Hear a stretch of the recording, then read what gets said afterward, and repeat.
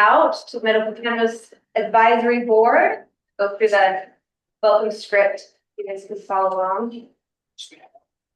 This meeting is being held virtually and in person and is hosted by the Utah Department of Health and Human Services in Salt Lake City. Public notice of this meeting was provided on the Utah Public Notice website.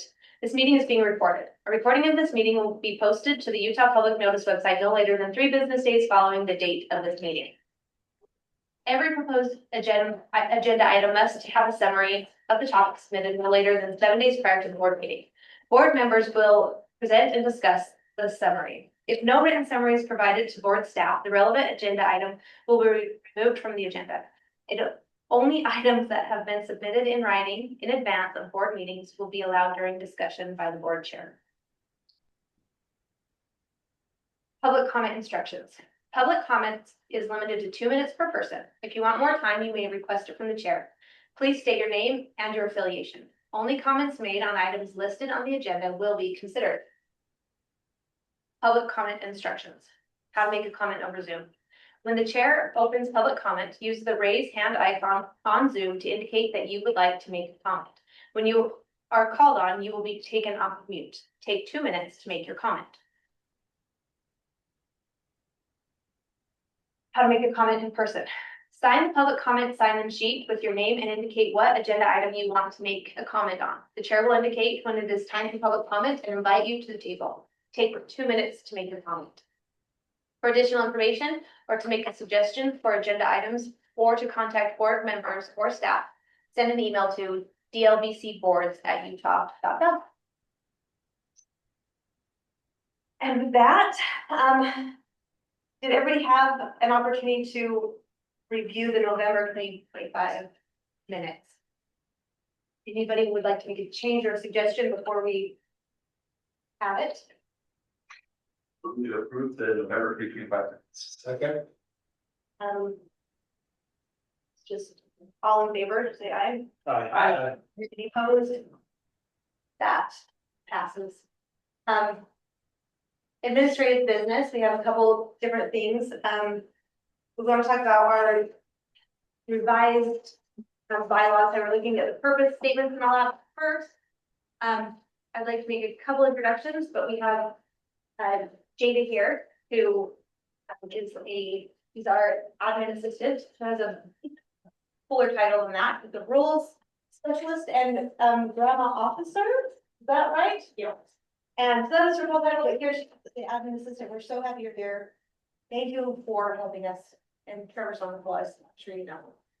And then Anthony, Officer Griffith, is our new officer. So you want to just introduce yourself?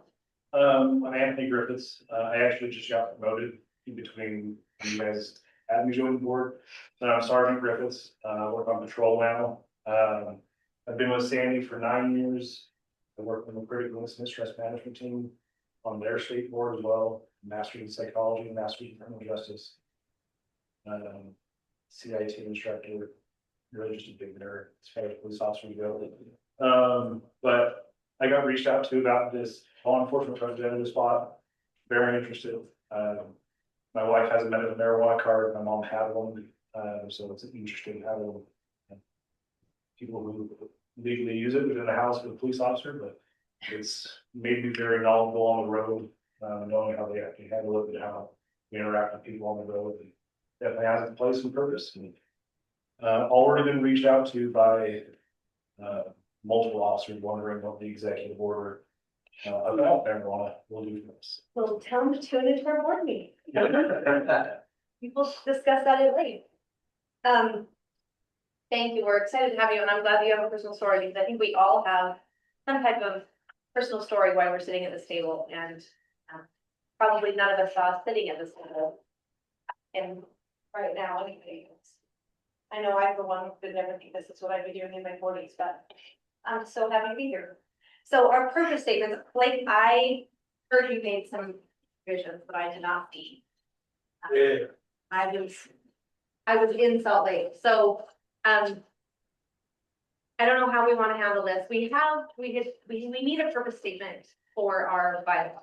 We have to, and then the mission and vision are things that we could use, we don't necessarily have to have them in our bylaws. Yeah, I'm trying, but I don't, Yeah, just so they can share it and we can see what his proposed revisions were. yeah, let's go over those. JD made a lot of good ones. Again, I just appreciate you guys. I just really want to get these right since it's, you know, the purpose statement for this board. And then you envision that we're gonna choose like in each one of these, either one or two. Yeah, so yeah, you would pick number one or number two, and that's if because we know we need a purpose statement, but we had also talked about needing maybe a mission and vision. Have you shared with Trevor the Google Doc? Can you pull up the Google Doc that we've been having have access to that, Trevor? Sure, this is a PDF from this morning. Oh, I'll say. It's yours it's the PDF, so he has the Google, or his was on. Cause his will be in the Google Doc. Cause I can tell you where it says responsible oversight, he definitely made it. So I think we just wanna see that one, not the PDF of what we have in front of us. Like, is there a live comment there? So I'm having trouble with. Oh, no. Google Docs, so I sent it by It was the email. email, that's how, Trevor, I apologize, it wasn't in the Google Doc, it's in the announcement this morning. And Trevor, you're on that, right? Trevor was not on it. I added it this morning and I realized. If you can forward that to this, I apologize if I already have that. But it has the full text in the email, so with comments underneath it, so it should be fairly easy. Let's see.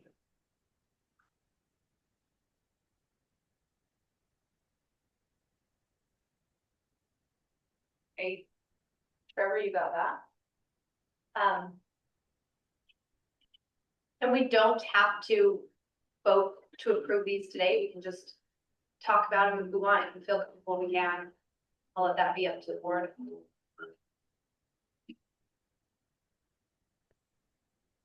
Do you get it?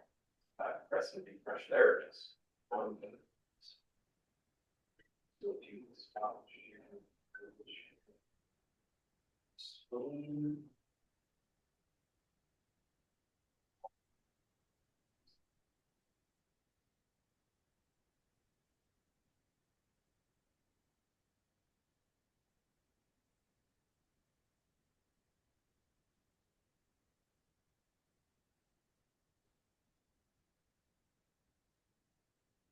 You like your comments, but.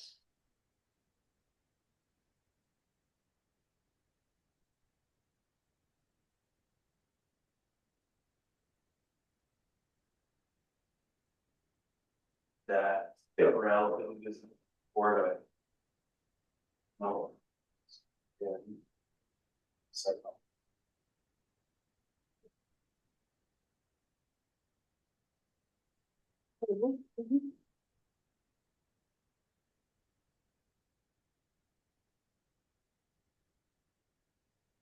How's that?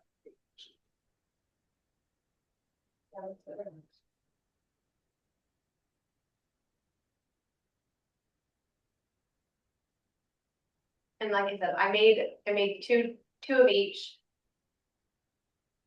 We can choose. Obviously, you know, one of the two, but just trying to find one that. We feel like it covers it. Well, generally, so this applies for multiple, so let me just go ahead and make the comments early on about insuring versus assuring versus insuring, Okay. right? We do not insure anything. We don't have the ability to force any action on them. Think about it from a perspective of if you're in a large company, you have a quality assurance unit that assures quality, they don't insure quality, right? And so we will, as a board, do not have the authority to go to the departments and tell the departments, you have to do anything. Right. Right, we make recommendations to legislatures, we make to the legislature, we make recommendations everywhere. So we assure based on our duties. So. Yeah, and I don't see that as us, like where this word ensure is used here. It says in fulfilling our role, this is what we are dedicated to, we're dedicated to a program. that then ensures, right? So I think part of it too is, because I understand you had trouble getting into the doc and stuff. Yeah. But in the future, I would love to see these things more than day of, because it would have been nice to see it all on paper and we could have accepted all of it and just come. So I think in the future, let's just try to do that. But I do agree with some things, but I think part of this is, it's not just what we are going to do, but it's what we want to see. And I think that's the way I read some of the differing language in there is, yes, we very much have the directive. I mean, you go to the statute, it tells you exactly what our duties are as a board. But I think that what we want to see the medical cannabis program become and the way we want it to operate, I think is also relevant too, because that's what we're working towards doing. So I don't necessarily have a problem with making any of the changes that are proposed, but I also think part of what we're doing is, while we have very specific like mandates by the legislature in terms of our duties, how we see this program developing, and I think a lot of the recommendations we make are trying to get at, whether it be the purpose, the mission, or the vision of this. So I think that's where just kind of my, my 2 cents of where it is. But I don't necessarily have opinions one way or another on whether we take the red stuff out, whether we necessarily leave it in. Because look, ultimately, I do think it is up to the Department of Health and Human Services and UDAF to ensure, right, that the program meets the criteria that the legislature has set for it. But I also think that part of why this board was established was to chime in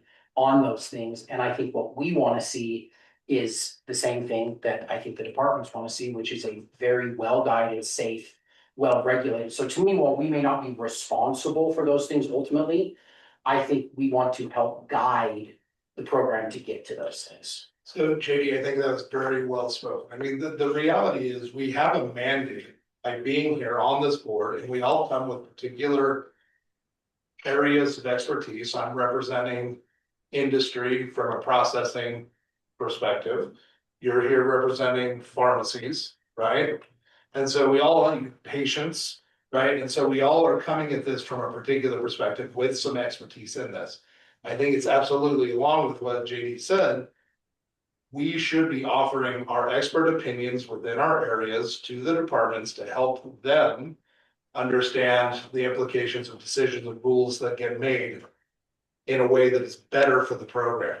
The one thing that we're supposed to also be doing is leaving behind some of our personal biases within these to do what's best, what we think is for the patients or something else, which is one of the reasons why, when we think about the vision ultimately when we go down is, I think it should be really simplified, right? Yeah. Medicine first, or patients first, because even with our own expertise, we're putting it through a particular way that we think about doing something. And so the question we can ask ourselves is, when we are discussing this rule, does this rule actually put patients first? And if not, then it's probably not in alignment with what we're trying to accomplish. The nuances of how it gets administered is the department's.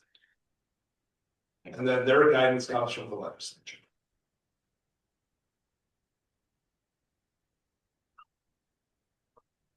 I'm just rereading them. And we are, right, we're completely fine, just let's maybe, now that Blake has access. He's made some comments, it's up to you guys, we can hash this out for 10 or 20 minutes and get and nail down language really good, or we can do it over email. And then we do it over email. I think that's the right way to do that. If everybody is committed to that, and let's just do that this month. And also, quite frankly, that's a lot of board business for us to handle. I don't know that departments need to sit here and listen to us hash out about how we want to do our business. So. They would love it though. Cody looks like he's on the edge of his seat. We'd like to be launching by line. This is just warm up for the next like 6 or 7 weeks anyway. Hey, then let's all just stick close to the email this month, and Des, can I make a suggestion? I would love that. It's kind of counterproductive and emails get missed, especially in my mailbox, given its chaotic nature. So I would suggest we make a OneDrive document that's kind of a living document that can evolve, and we can all access and contribute to. We can do that either in Box or some other mechanism. I'm sure Trevor has suggestions. Is Google Docs not sufficient for everybody? It's live on a It should be Google Doc. fine. And it's Yeah. fine. Yep. Yeah. But just Should be fine sending as long as multiple I have the iterations by rights. email is not productive. So, No, I agree, Misty. I think that would be the idea, is this is a Google Doc, and that's where you make the changes, and if you wanna add any kind of like additional commentary, it can just be in that email thread. absolutely. Yeah, I'm sorry, but I agree, not going, we should have a live doc where just, and everyone, you go in there, Just edit. just do suggestions, go up to that right-hand corner and change editor Yep, to yep. make suggestions, and then that way it'll just redline it instead of make the changes. Then we can compare. I mean, obviously, you know, JD fixed a lot of my double spaces and stuff, and those were accepted. But if we have anything substantive, then let's just suggest it. But were you unable to get on the live document? No, no, I wasn't. So You have a Gmail. I do. I do. Okay, So- that's. I felt, yeah. So it's okay. I can work with Trevor to figure it out. We had this But let's problem. figure that out, yeah. Yeah, we So had I'd this love to issue talk about it. before. Yeah. Okay. And anybody, if you're not able to get on there, please let me know because, love to have your suggestion. We're gonna move on to the agenda item number 4. I think that's all of our administrative business that you can go. And, Make sure you can share it, it says anyone. Is then you should be able to. so, next, agenda item number 4, the HHS and UDAP updates. Yeah, I can be brief. Rich O'Born with the Center for Medical Cannabis at Utah Department of Health and Human Services. We hosted a quarterly medical provider meeting on January 4th, and medical providers have this opportunity quarterly to join this virtual meeting where we get input from them. We share information about their participation in our program, their use of our electronic verification system software. And so we were able to share with them some of the things that we've learned as we've used it during 2025. And we emphasize some of those things that are important to bring to their attention. And the minutes from that meeting are posted on our website. And so those who were not able to attend can review those minutes. And yeah, so that was on January 4th. The next meeting of the quarterly medical providers meeting is April 9th at 8 a.m. So if you hear about anyone who might be interested, this is specifically for recommending medical providers and pharmacists who work in the industry and who are providing services to patients throughout the state. And then again, if they're not able to attend, they can always get the minutes or contact us with questions if they have questions about what's provided at the meeting. Also, during the past month, the University of Utah Center for Medical Cannabis Research released their legislative update. I'm a member of an advisory group that helps them. And so anyway, if anybody's interested, I have a copy here, and a digital copy can be obtained directly from Valerie. She's got a digital version. And it just goes through some of the basics that they've been involved in during the past year. And so if you're curious about that, you can review that information. Sorry, Rick. Yeah. So, sorry, I'm a little slow on this. So there's a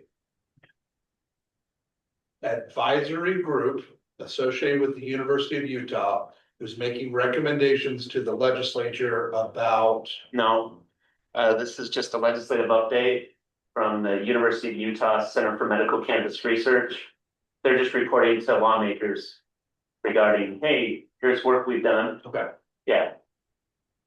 Yeah, and I am just on the committee that advises them. Me and a few other people like Dr. McKipp and Russ Cashin. And so, yeah, that's So are they like legislatively mandated to do that? No. They just do it by their own volition. Cool. yeah, they wanted to make sure they were providing basic information to the lawmakers about what things they've worked on during the past year. Does that go to all lawmakers or does it go to the Health and Human Services Committee? They, you would want to connect directly to them to confirm, but with the University of Utah Center for Medical Cannabis Research and who they sent it to. But I know they were wanting to send it to those that are on committees that relate to medical cannabis, like the Medical Cannabis Structure Governance Working Group is, of course, one of those committees, and then the Health and Human Services Interim Committee, for example. Misty, do you know who it all goes to? I don't have the full list. That's an administrative decision Yeah, that, I could find out Yeah. from Valerie, you know. That'd be great. Yeah. So, I would assume that it was something that was defined in the funding structure when the program was set up, who we give those types of updates to, but I don't have access to that information. yeah, that's easy to confirm, so I can find that out for you. And just some key statistics from 2025. I guess first of all, Happy New Year. This is a new year. And as we have got into 2026, we've ran some reports that have shared with us some of the things to keep in mind as we go to the new year. And also we're able to see how 2025 compares to 2024 in a few key categories. So one of those is just the number of active medical cannabis card holders. So that increased during the course of the year by 13%. And there were 35,188 new card holders who had never been a part of the program who joined the program in 2025. So that's something that I thought you might be interested to hear. Another item is the number of participating providers that increased by 7%. When we look at the end of 2024 and the end of 2025, there's a 7% difference. And there are 230 new participating medical providers in the program that were not participating in 2024 who joined it in 2025. And is that encompassing both like the registered providers and non-registered providers, like both the paper and the digital? Yeah. So that's what this. Yeah. Okay, those are just a few key stats from 2025 that I thought I'd share. And then general stats, there, as of the end of last month, as of the end of December, there were 107,890 active medical cannabis patient cardholders, 1,028 recommending medical providers. And those are ones that are using the electronic verification system. And then beyond that, there are 210 paper only. So that's a total of 1,238 medical providers as of the end of December whose names are affiliated with the active patient cards. And then 93 pharmacy medical providers or pharmacists participating in the program as of the end of last month. Are there any questions? On the 210 paper only, were those, I mean, do you know if those were new providers? All of them were new providers? Those aren't only new ones. Those are ones that may have been a paper only provider in 2024. Richard, I didn't want to ask you, but you guys had sent that survey out to non-participating medical providers. Yeah. Where does that stand? Have you guys gotten results back? Where are you in that? Yeah, where we're at is Office of Health Equity is one of our sister offices within DHHS, and they're using a program called STATA to evaluate the results of that, and they'll be releasing that soon, and we'll be able to share that later once they complete their analysis. Yeah. Other questions? Okay, that's all. Brandon, you have? Couple quick items. First, we'll give an update for the ICS system. So we are looking at a couple week delay at this point. We don't have an exact date for the go live, but it will likely be around 3 to 4 weeks delay on that. We'll be reaching out to industry to share the details of that as soon as we have them, as well as providing updates for when the testing that the industry needs to go in and do to make sure things are working for them, when those dates will be. We'll ask industry members to please pay particular attention to those dates and make sure their organization is logging on and getting in there and testing those workflows. It's vital that we have that information before we go live, as it could end up not working for you if it's not tested correctly. On top of that, we have an announcement of a new program manager that took Amy's place, Nicole Hobbs. She's been with the department for several years, longer than I've been with the department. She's a great resource. She was working in the organics program, and she's a wonderful employee. And we're happy to have her working in cannabis. So any of those things that you would normally connect with Amy for, please reach out to Nicole now. That's it. One thing I missed in our administrative business is Chris Morgan actually resigned this morning, effective immediately. So we will be looking for a new RMP representative. If anybody knows anybody, send them over. Where do they go? Rich, to you? We'll be sharing the formal, email that it'll go to, but if it's sent to medicalcanvas@utah.gov, we can make sure it gets in the right place. But we'll be sharing more information later on about that opportunity. No providers. Yeah.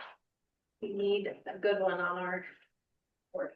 Yeah. This will be our third one. I think they're so hard to keep because they're working.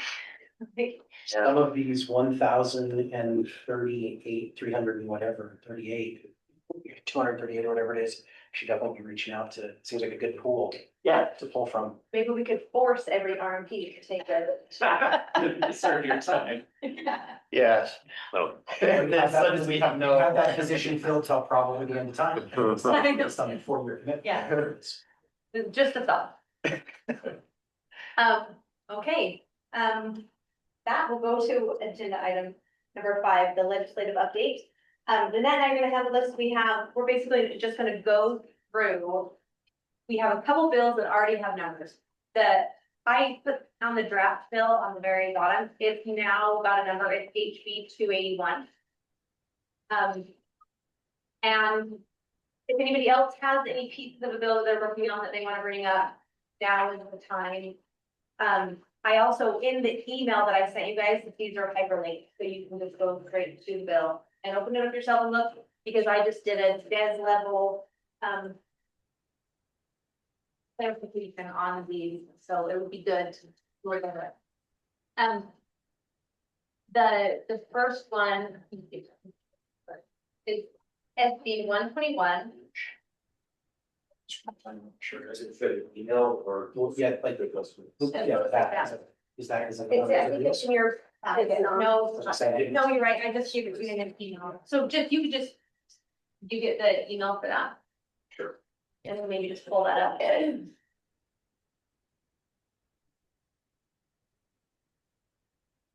So there's just a couple different things in this bill that it does, so it changes the amount of time in which the licensing board must meet. So it's like every 30 days, every 60 days instead of 30 days. I think actually that's the time they have to approve. Yeah. Because it was, did it go to, went from 30 to 45 to now 60? Yeah, once they Yeah. send Says it in. relative every 2 months. Yeah, Yeah. makes timelines match up better. And whose bill is that? I think that one was. It's the Christmas tree bill, it's that. Vickers. Vickers. So Senator Vickers has 2 bills. Yeah. So his is 66 and 121 right now for just cannabis. I know we're gonna be getting one. Is JDP and Vickers gonna do that one, or the JDP and SME? Don't know when it'll be Senate sponsored there, but I know she will have a bill. Yeah, she's working there. JDP and SDE both have bill Yeah. Yeah, as of yesterday, we didn't see the estimate had a bill file open, but we have heard she may run a bill. Yeah. So unless that's changed, she opened the bill file. In 121, it also allows, the medication from pharmacies when they're delivering to take up to 14 days instead of 10 days, and it kind of just clarifies that they're gonna make sure that, it's appropriate to be reshelved if they were unable to do a delivery. I did want to ask the department about that. You guys specifically, when it talks about like an appropriate container or whatever it talks about. Is that both in relation to the, like, so for instance, when Wholesome does deliveries, right? There's a sealed bag, right, that you can tell if someone got into it. Is it in relation to that as well as the container that it's contained in the car in? Is that really in relation to both or which one? It just I wasn't. believe it would apply to both. Apply to both, okay. So basically both have to be secure and tamper evident. Yeah, or at least one of the two would be how I would phrase it. So either or. Yeah, you really need to have, to be able to say that it wasn't tampered with. That's Right. the end of it. That's good. And then JD, maybe you can answer some questions for me on this one, because it says that the other thing that it does is it adds language adjusting when pharmacy agents can have access to the PBS. Didn't we already allow that if they were HIPAA compliant? Like what, I don't understand what this does. I'll defer to the general, right? Yeah, if I remember right, I think this is just taking some language that was somewhere else and just putting it in the place where it belongs. That would make sense, like we've already done this, but it was. Yeah, what line number? Yeah, Yeah, I don't have it on me, I just kind of Okay. typed some stuff. all right. But, and then we expanded, forms of identification to include tribal identification, which I don't know why we didn't have thought of that yet, but It's kind of formally. yeah. But now we formally allowed. I think one of the things about that part is there was a period of time, I think this was under UDAF for a short period of time where people were allowed to present like an invalid ID as long as they then presented like one or two secondary forms for a very short period of time. It was never like formally in the law or rule.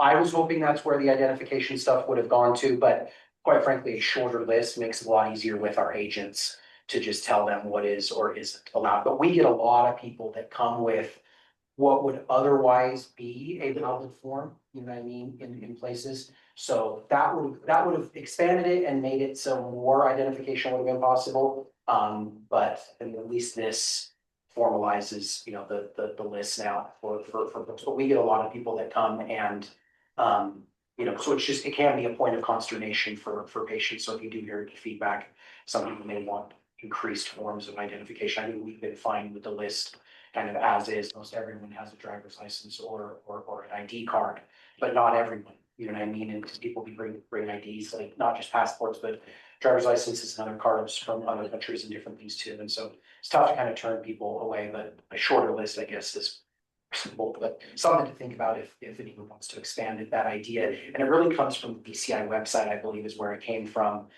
Cody, I think you have a general idea of what we're talking about. It was never formalized and it just got messy pretty quickly. But if there is a need to expand it, that gives a great, I think, kind of framework for it.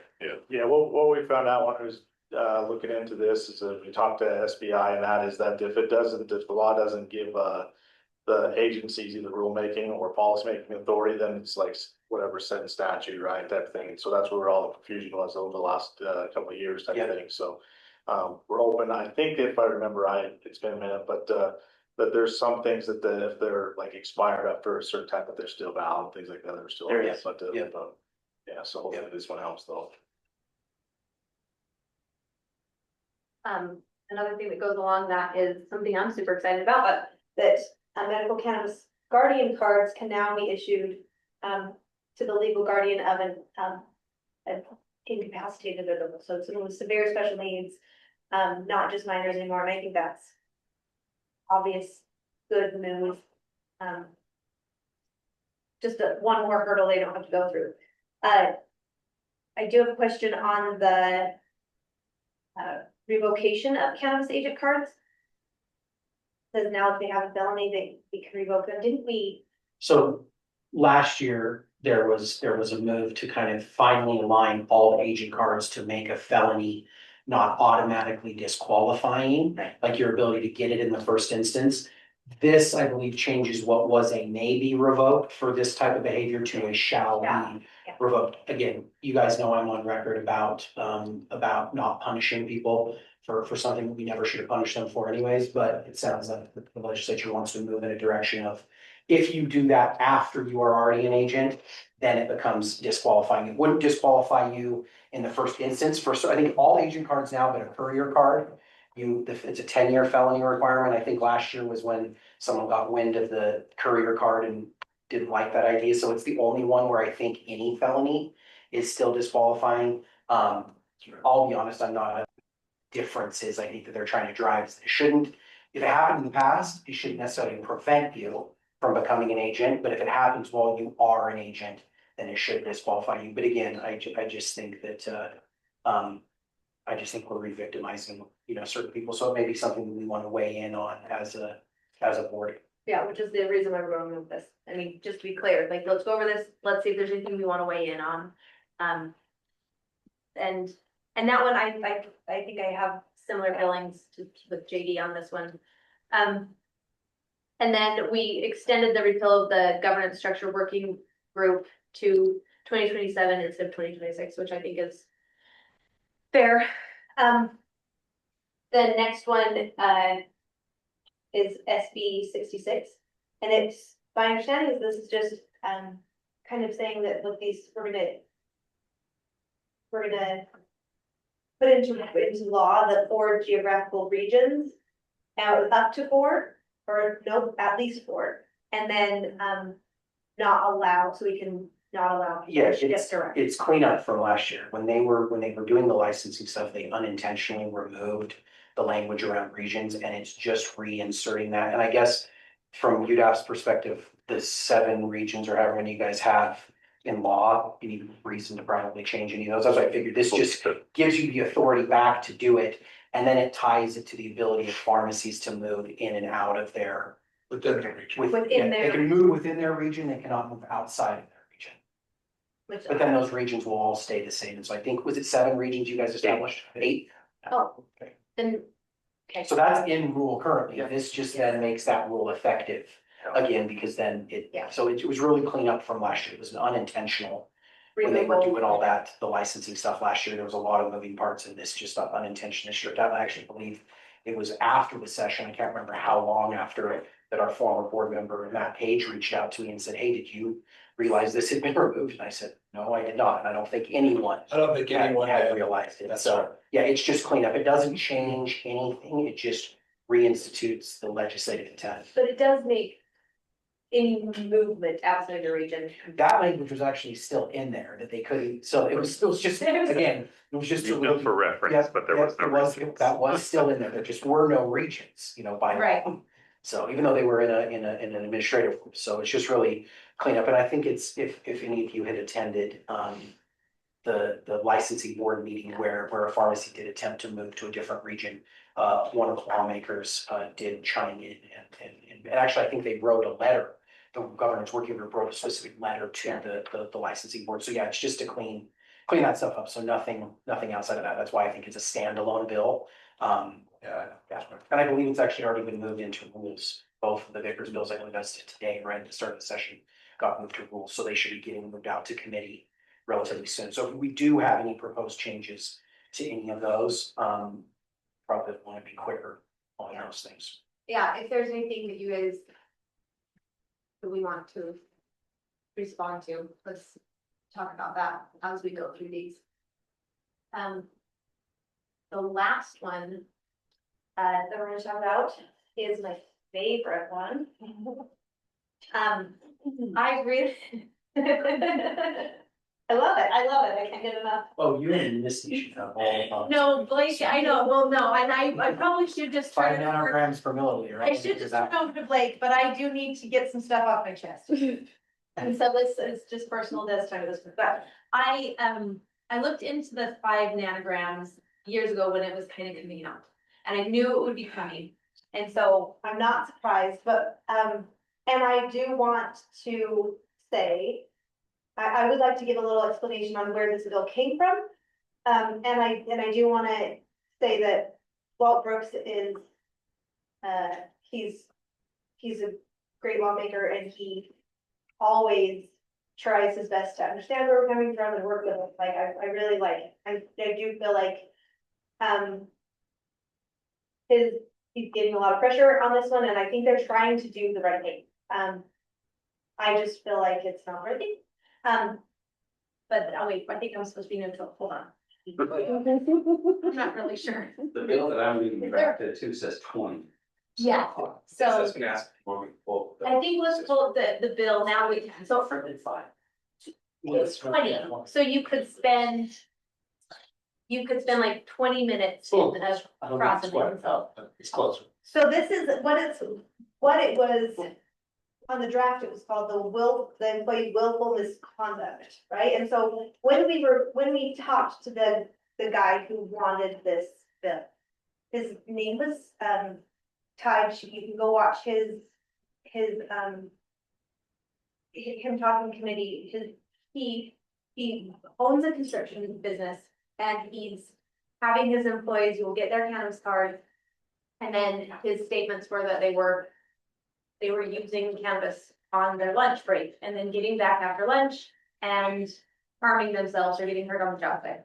And, you know, I talked to him after committee and I just tried to understand and his, you know, cause I was like, well, it's your private business. You can just say, you can't work here if you're going to do that. Like we have a safety sensitive position and you can't use drugs, you can't have your medical cannabis card. He has every ability to say, you can't have your medical cannabis card. We did not go into the private businesses at all and force them to say that they have to allow medical cannabis card. The only police officers can't have it because they carry guns, but everybody else, we only allowed it for state workers. You know, and I said, you know, and his response was, if I don't allow them to use medical cannabis or he called it marijuana on the job site, they'll quit. And I said, then it sounds like the problem will take care of itself. But So you can't find anybody to work.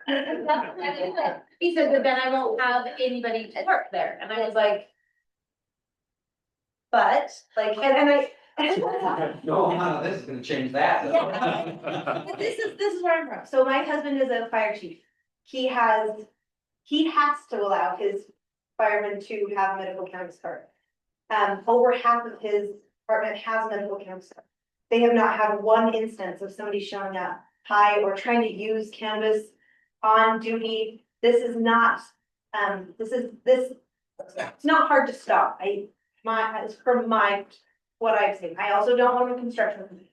But I do not think that this is, the state's business. This isn't the state's business on if you can't fire your employees for using drugs at work. That sounds like a personal problem. But when we get into the 5 nanograms per milliliter, I did attach some documents for this, if you guys want to look, but in the 3 that I attached, there's one from a laboratory testing.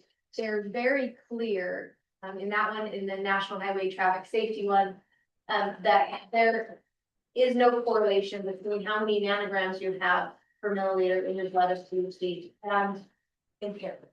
It's not.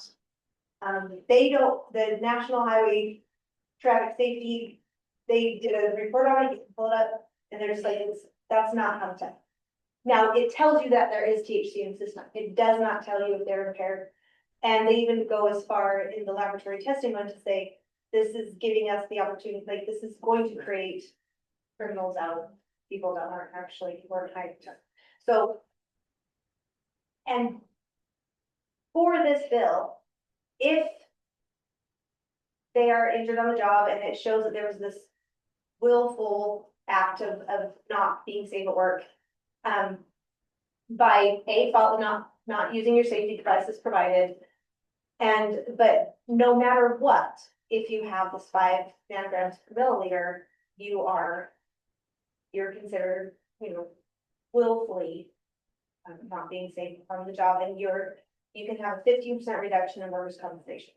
It doesn't do anything, JD, correct me if I'm wrong, but it doesn't do anything if they actually die from those injuries, then they get full benefit. But,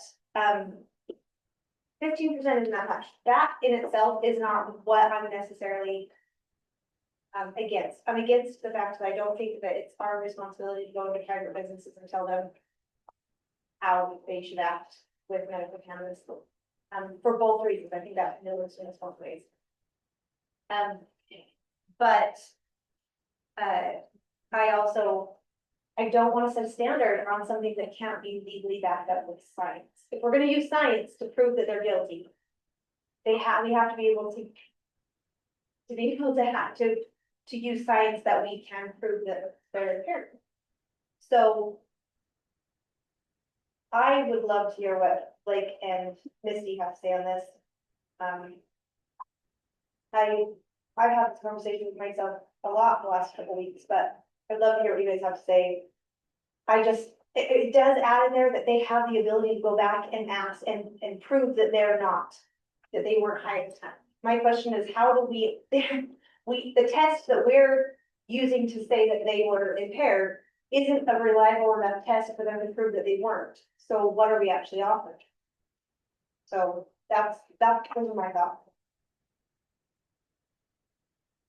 Misty, you wanna go first? Or would you like me to go first? She messaged kids. So it's you, Blake. So it's me. Well. Okay, I have a couple of general comments. I don't like anything where cannabis is being treated like any other drug. I'm not allowed to have, like, if an employee has a bunch of opioids, I don't want them driving forklifts, I don't. There you go. Right, so the biggest issue that sort of comes out from this is there aren't good standards around cannabis. Implying guilt around impairment is always going to be a challenge. And so I look at Brandon too, because Brandon should weigh in on some of this as another scientist, but look, I'm happy to. we're not. The test is not designed to show whether you're impaired or not. The test is literally designed to show whether you have a certain amount that is physiologically active or not, right? Right. And so, well, what's the number then? What's a number where we think that is okay or not okay? I mean, and in full transparency, Brandon and I have talked a bit about this. Like, there's different ways to sort of look at this and interpret some of these things, right? Total blood count versus against milligram per kilogram, some different ways to think about this. The biggest issue, this is where I have very strong feelings about it. Nanograms is 10 to the -9. That's a lot of zeros. A lot of zeros. So many zeros. The difference between an analytical chemist and a regular chemist is the one, an analytical chemist cares about the number of zeros that are on, right? Right. And I don't think that legislators or most people generally have any concept at all about what a nanogram actually means. When I worked in pharmaceuticals, our very lowest standard we almost ever looked at and just basically looked for detection was at 1 nanogram. And 1 nanogram was not physiologically active for anything. I mean, I bet if we took our blood right now, I mean, there's exceptions. There's exceptions. Fentanyl is one of those, right? There are exceptions, but 1 nanogram is not a lot. We could all take blood right now. I bet we have enough plastic that would show up significantly more than that, right? Okay. But having said that, if you're going to then put it against how much they weigh, that gives you a little bit of a leeway. That gives you a couple zeros worth of leeway, right? So probably going to milligrams, maybe if you're going to measure it against their kilograms, maybe too little, right? But we gotta meet somewhere in the middle. Milligrams is over here on this end, nanograms is over here on this end. We should come somewhere in between, right? Which probably sets it at micrograms in my opinion. And I like micrograms better, but that's not what the bill says. It's not what the bill says, so, but we're talking about trying to make a recommendation about this. Because here's what I can tell you, if you go back to. Individuals who don't understand what the math and the number of zeros looks like anyway, and say, I think it should be 100 milligrams. That'll just get rejected and thrown out immediately, and then it's probably not appropriate anyway, I mean, at that point. So what's a reasonable number for detection? Right. That doesn't necessarily imply impairment or anything else, but just how much do you have in your system that's reasonable? But it's That's what we're testing. determining willful misconduct. So we're not trying to say, hey, do you have some in your system? We're trying to say, with their willful misconduct.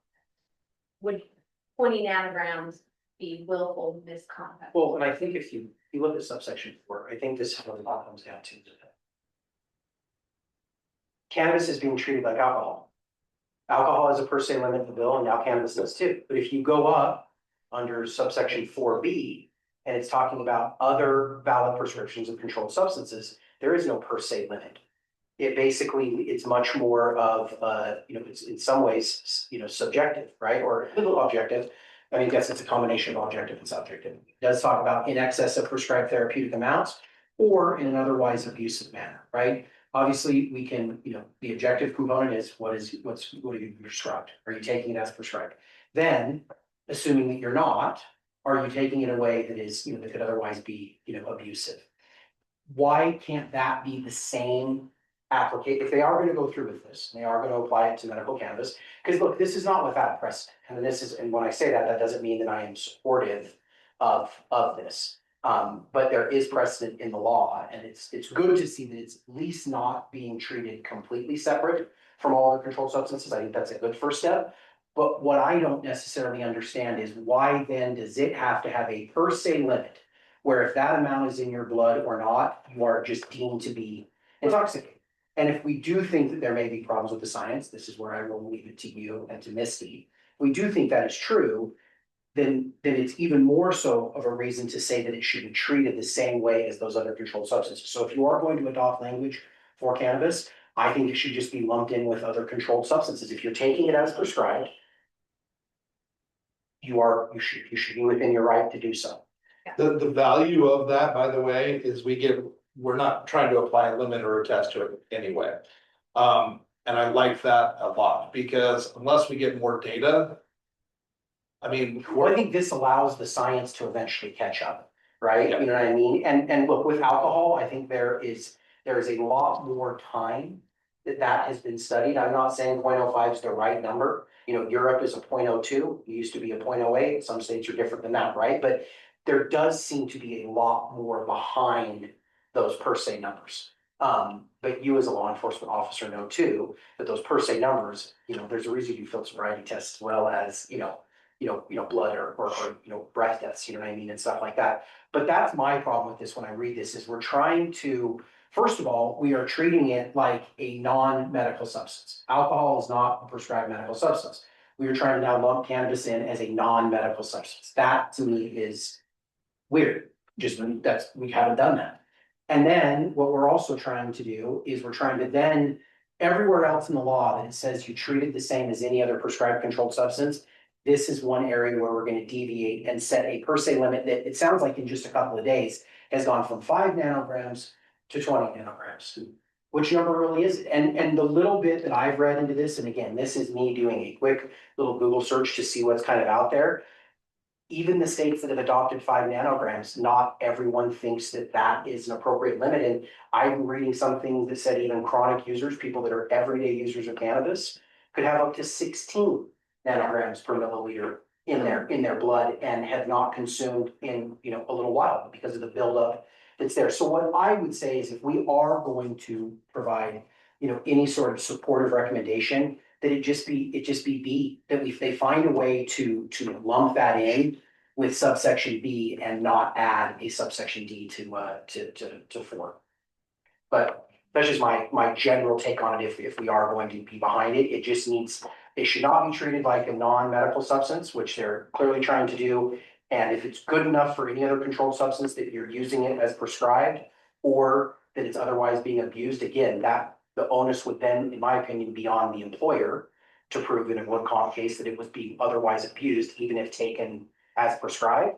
This idea of a rebuttable presumptions sound great until you're on the other side of the rebuttable presumption. You have to prove your innocence after being concluded to be guilty, and especially here where we're talking about something that may or may not, and I'm not saying 20 nanograms per milliliter is the right number or not, that's not my lane. It just seems odd that we are treating it different than we do in other areas of the law, and we're essentially calling it, we're comparing it to a non-medical substance.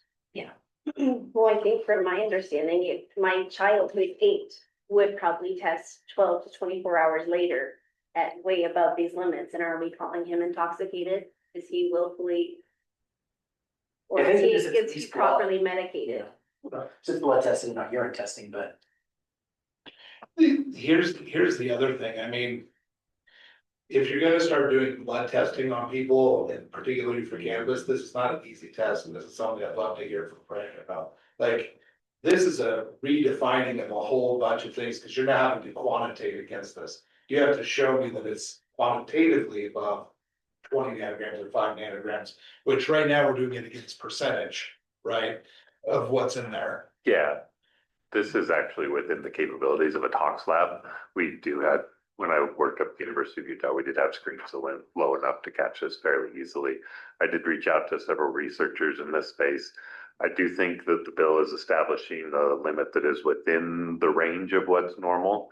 I think it's important to note that the bill does separate out your metabolites from the active cannabinoid. In talking with Representative Brooks and the drafting attorney, there is a desire to keep those separate. They understand some of these concerns that you guys are raising, so this is not going to be new information to them. And so far, they've been happy to talk with us about that, and I assume they'll be happy to talk with everyone that has input. They got it first. I think they are still working on some other language. This won't be the final version of the bill. So they are aware of some of these issues, and I want to be sensitive to that as far as I'm aware. So I don't think we're totally off base with the range that they're considering. There might be some tweaking that you guys can suggest to that number that would. So there's two ways then for us, I think, as the board to think about this is, I think Jamie makes a very reasonable suggestion of. Why do we have to set any kind of a limit on it whatsoever? Right? Is it being treated like all other drugs or not? Or do we think about what we think that our appropriate number is? My problem with finding an appropriate number is we're defining when someone would be intoxicated, and I'm worried that very quickly that will get adopted into traffic safety. Agreed. I think this has a real problem with scope reach. And unless we can fill 100%, like we're not going to send somebody to jail for, driving intoxicated when they were sober. Like we are not going to say somebody was willfully, had willful misconduct at work and somebody was injured. And what if something happened? What if their nanograms are higher and somebody died? Are they now being held accountable to that? And I think that answer is yes. And we're picking the number, and I feel like we're just pulling it out of the air. Yeah, I'm what's the pulling it out of the basis, air. what was the basis for their 20? Do they have, did they do research? I can't speak You can't for say that, them. okay, yeah, just wondering if you knew. Because again, I think a lot of the times when we see numbers in bills and stuff, I'm not saying they're always, just.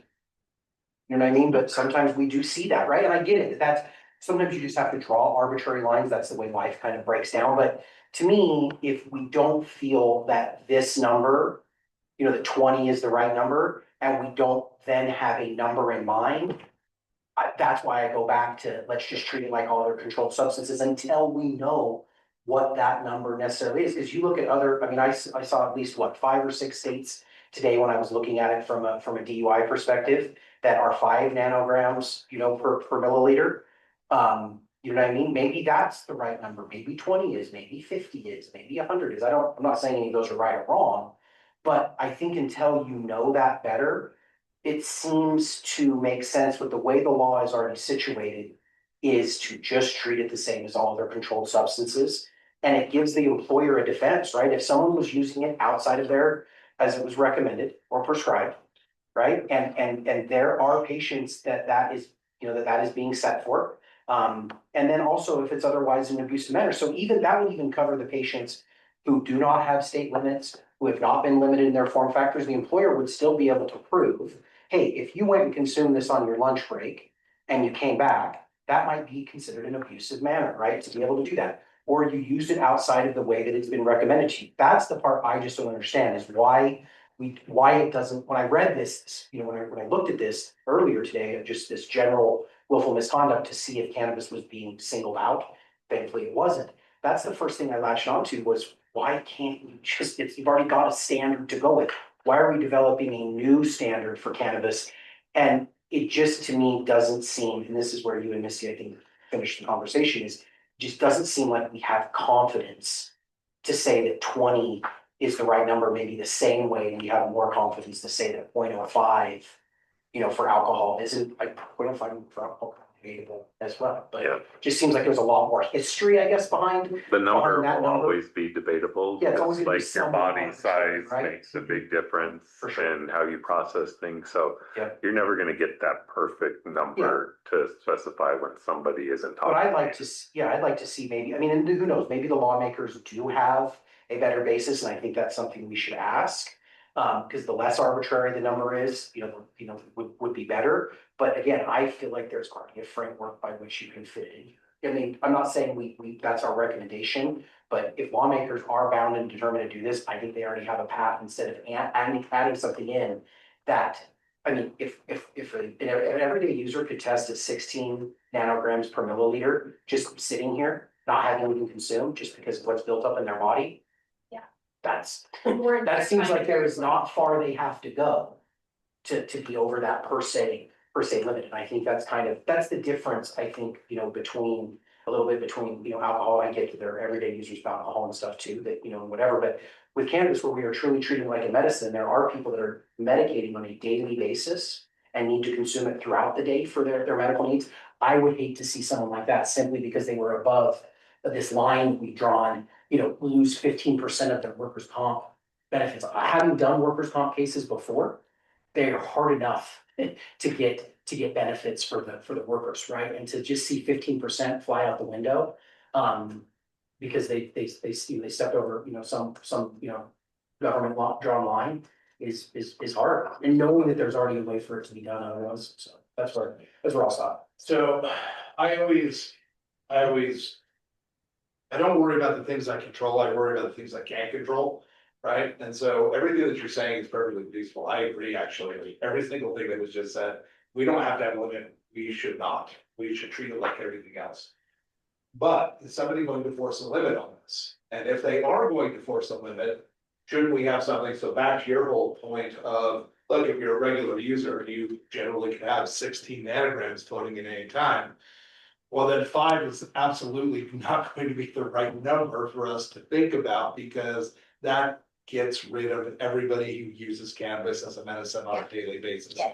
And so it's about reasonability, right? And so I think, I would hope Brandon would agree with me on this, but when scientists start looking at numbers and so forth, well, you can't do things outside 2 standard deviations. You're always looking at sort of what's most reasonable. What's the average person who's going to be using? And then you set standards basically around that. And then as you get more and more information, then that could adjust or change. So I guess my whole point on this would be, okay, let's recommend just treat it like everything else. Great. What's our secondary position if they're going to force a number? If they're going to force a number to reasonability, look, I think 20 is certainly better than 5. I don't think it's far enough, because there's too many zeros, in my opinion. I think if somebody's using a gummy every day for sleep, they're gonna bust that number every time, in my opinion. And that is a real thing that we're up against. So, is it 500 nanograms? How do you know they were being willful at work? Well, look, I think you're setting up. Sitting at home and this is. I actually don't think this is gonna come up in workers' compensation very much at all, because you're gonna have to demonstrate, somebody's gonna have to be willfully and get injured in the first place. And then you're gonna have to blood test them, and they're gonna have to be, we're talking not that many cases a year, but the thing that has me more concerned is, you set a number in here now, what is that gonna now blanket across and be used in the future as a standard for how we think about this? And that's the part that has me more concerned, and so.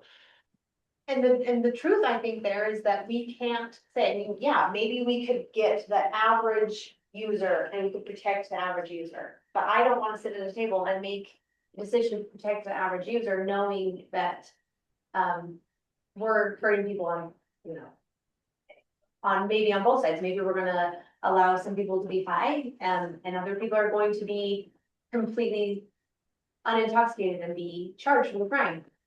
And until we can do that, I just think we should say the science isn't there. So Des, there's two questions I would have. One, I mean, I agree with you, but also. If it's, you don't wanna take a stance to protect some users and not others, what if you don't get to protect any user? If that becomes your choice, what's the choice? Well, I think not putting a level in here does protect everybody. It more, I think, putting a level Agreed, targets them. agreed. So I think. I mean, as a medical cannabis advisory board, if we don't believe that the science is there, I think we should say, I don't think the science is there. If you guys are gonna put nanograms in there, then maybe we give it a year and I mean, I'll do blood tests every month if they want. Like, let's figure out something that doesn't cause harm, because I don't think this stops at workers' compensation. And so, I would like to be part of the conversation, that's true, but we're asking to do something that we're not ready to do. So, well, it sounds to me like the recommendation we should be making is let's just eliminate the number. And then let's see, I mean, today's the first day. We have 30 days of hell in front of everybody. 45, we got 45. However many number, it's gonna be long.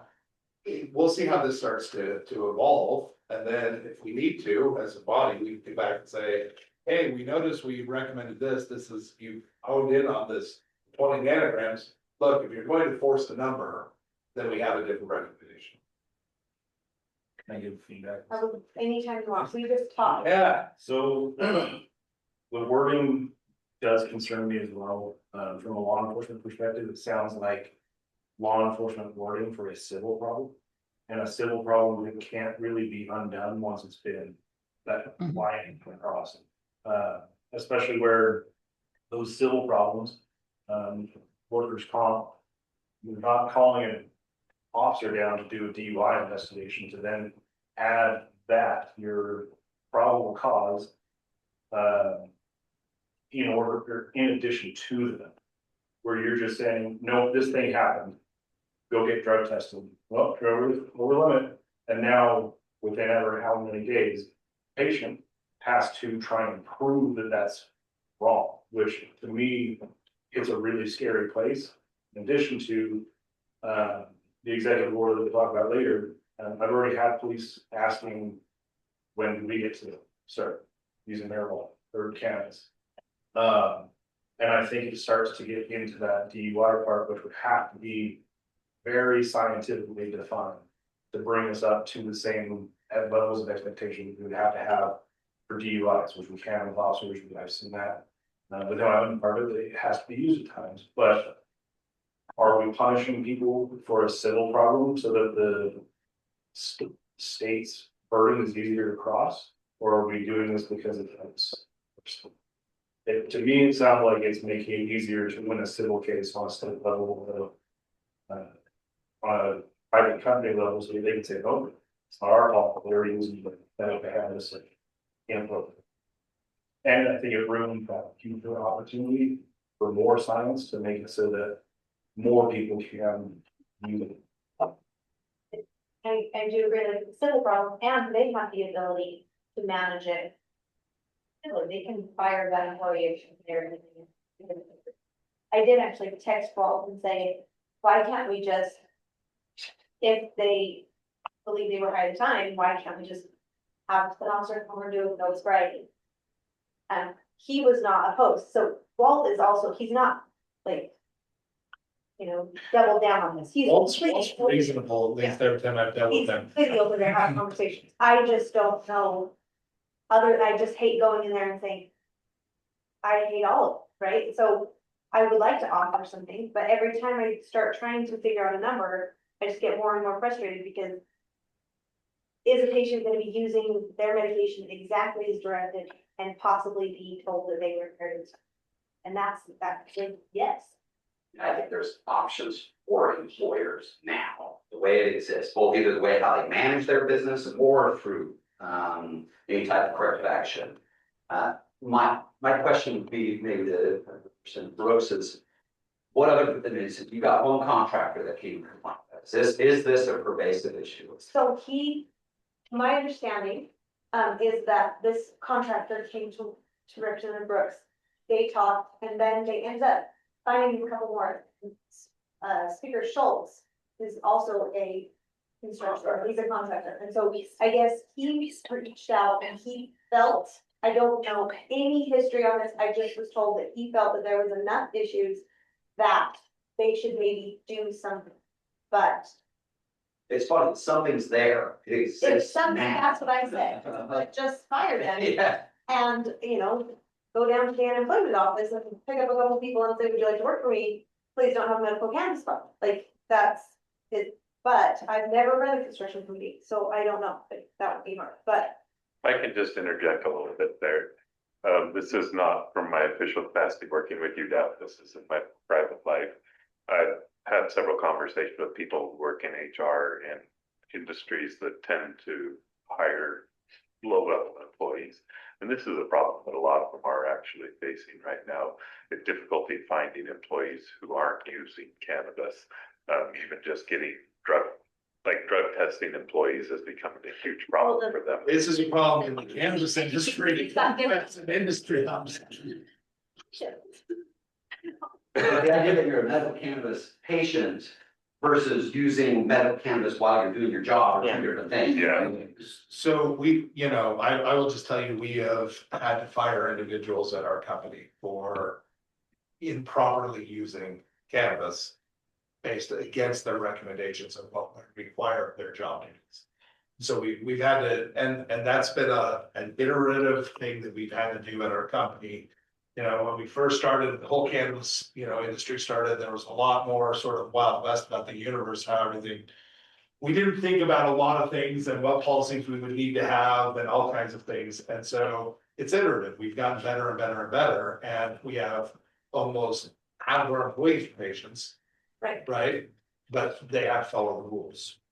Having said all that, this is a bill that's going to happen. like, It's going to happen. So Yeah. we should make some recommendations, I think, is the appropriate way to respond to that. And then we need to be prepared to do something more if that's not going to be appropriate for patients. Misty, did you want to tell us what you thought about nanograms? I think that regardless of what is decided, it's important to emphasize that this is just a data point, and that in the absence of something additional like a field sobriety test, that data point is going to be somewhat arbitrary for the individual. And I would actually point to a really nice article that the website, the MPP, the Marijuana Policy Project, I think is what it is. They actually have a really nice infographic on this, using a case study from Colorado, which I'm sharing in the chat, where one of the individuals actually went and did the voluntary blood draws and then abstained for up to 2 days after utilizing cannabis. And even 15 hours, 30 hours out, he was above the 5 nanogram per deciliter, but field sobriety demonstrated absolutely no intoxication.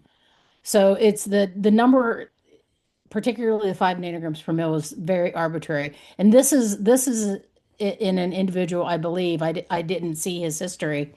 I don't know what his utilization is. I don't know what his tolerance level is. I don't know any of these other factors that could also impact his ability to basically perform or not perform up to his normal standard with this level in his system. So my whole point of this is that any numerical value is going to be arbitrary without knowing the full history of the patient and what their exposure over time has been to determine the degree of tolerance that they've developed.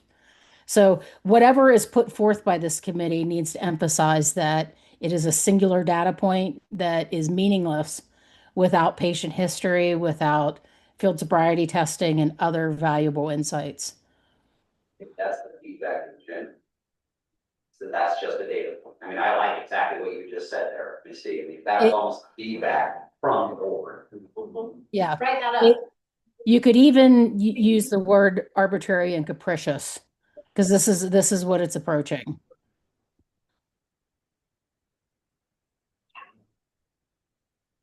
Wait, remind us again that it's happening. This is going to happen.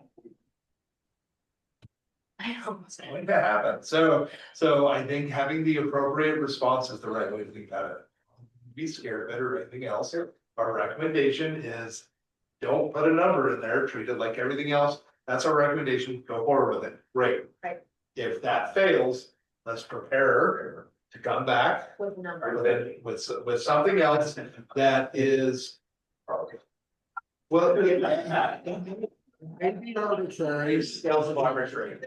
Okay, less arbitrary. Less arbitrary. Can I make the memo? It's either arbitrary or not. At least it's in the realm of what we would consider to be average versus pushing it on one side of it. Right. Reasonable. More reasonable, If- reasonability. Yeah. If you can't prove something data wise, reasonability is a very okay place to end But up. if we can't prove it down wise, let's not pretend to and call people impaired. Agree, I But agree. this is happening. And honestly, Policy statement from the board. well, and you may be in a position where we don't ever think there's a number. And if they end up putting a number in the law, we didn't force that, we didn't agree to that number, right? If we don't think a number is appropriate, we don't agree to a number. You know what I mean? If I were to make a motion right now, my motion would be that it be treated, it be lumped in with subsection 4B, intentional abuse of a controlled substance, or THC, THC analog, and then go from it. I would second that motion. So. If I can add. Go ahead and speak, please. Yep, Adam, 50. Okay, if I can add, I think the reason states are defaulting to this 5 nanogram per mil, in the states where it is referenced, they all go back to a citation from AAA, which I believe is AAA Auto Association, that did a safety test. And, you know, I think they're defaulting to this just because of the lack of any other test, but not knowing what subjects were involved in that test. That threshold again is arbitrary. But I think the reason the states who utilize this number is because it's published, one, so it's easy to cite. But again, knowing nothing more about the population that they sampled from, you know, that potentially could bias that number quite significantly. Yeah, there's precedent for between 2 and 5 Yeah. nanograms per milliliter, and states have just attached onto that number, just like I'm Right. sure there are different numbers before 0.08, and that's gonna mean that everyone kind of drove to. So, if there is no further discussion, I can go ahead and make the motion. I feel like I can Okay. stop Do it. talking anytime. All right, so I make a motion that we recommend to the legislature that for purposes of HB 281, workers' compensation cannabis amendments, that they amend subsection 4 to not include the currently drafted subsection D that sets a per se limit on THC in whole blood at 20 nanograms per milliliter, and instead includes THC or a THC analog as it's defined in the bill under subsection 4B that applies generally to controlled substances. Is that motion? Can you do a roll call vote, please? Sure. It's Debbie Clark, Yes. Blake Smith, Yes. Jamie Morrison, No. just kidding. Annette Resnick, Yes. Desiree Hennessy, Yes. Andy Grim, excuse me. Anthony. Sergeant. Yes. Ed Anderson. And I'll say yes, if I could just add a comment that maybe when this information gets sent along, I still like Misty's comments regarding the not having the relevant information behind each individual patient is essentially impossible or impractical to set that 20 right? And Misty Or something Smith. much smarter that Misty said. Misty Smith. Yes, and I agree with Kurt's comment. We're just all looking this way. Sounds good. Would it be appropriate for us to maybe write a statement from the board explaining our vote, like maybe just attaching something like Misty said when we send it over, so they understand that we're just. I think if we can provide a rationale for why we're making the suggestion we're suggesting, it'll be a little more palatable for them to understand. I know this is super late notice, but could you and Blake, maybe, I don't know if JD wants to help, he also has. I love that, JD. Yeah. But I'm happy to jump in. If, would you guys be willing to throw something together in the next couple days?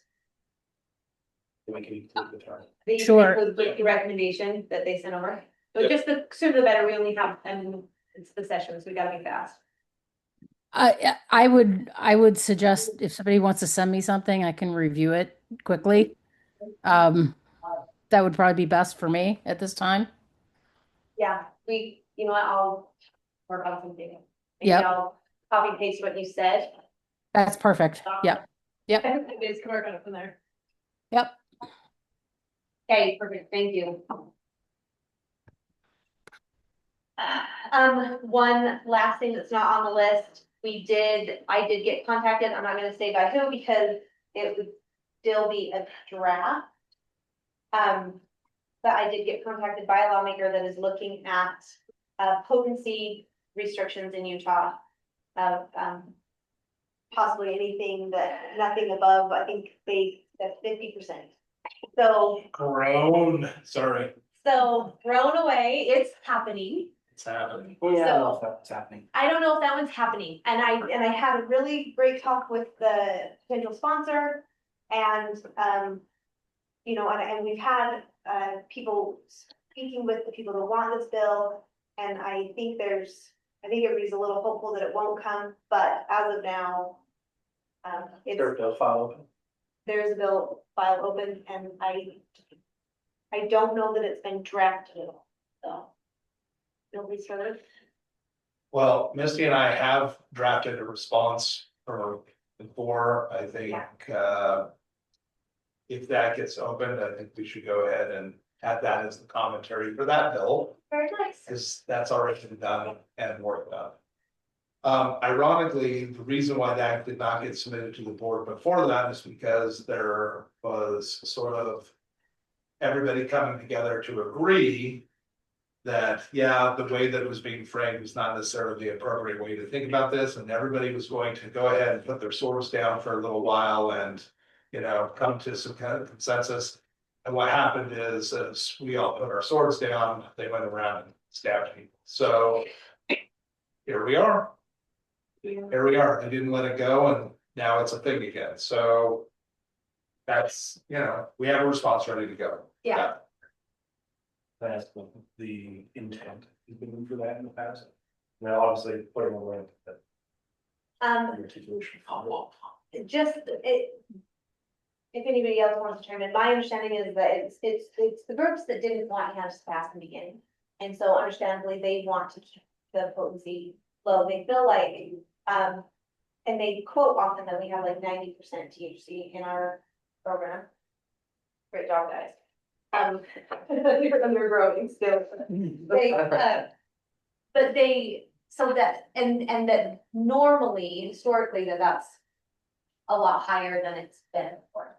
So, but we look at potency a little bit differently. We look at it as purity of the medication that we're providing and we don't, and one thing that when I was talking with them is that we pointed out is like our teen usage is down. And you can, I'll please bring this up at any time, but if we're not seeing, medical cannabis from the medical cannabis market, any other than hands of teenagers, that's not what they're using, this isn't.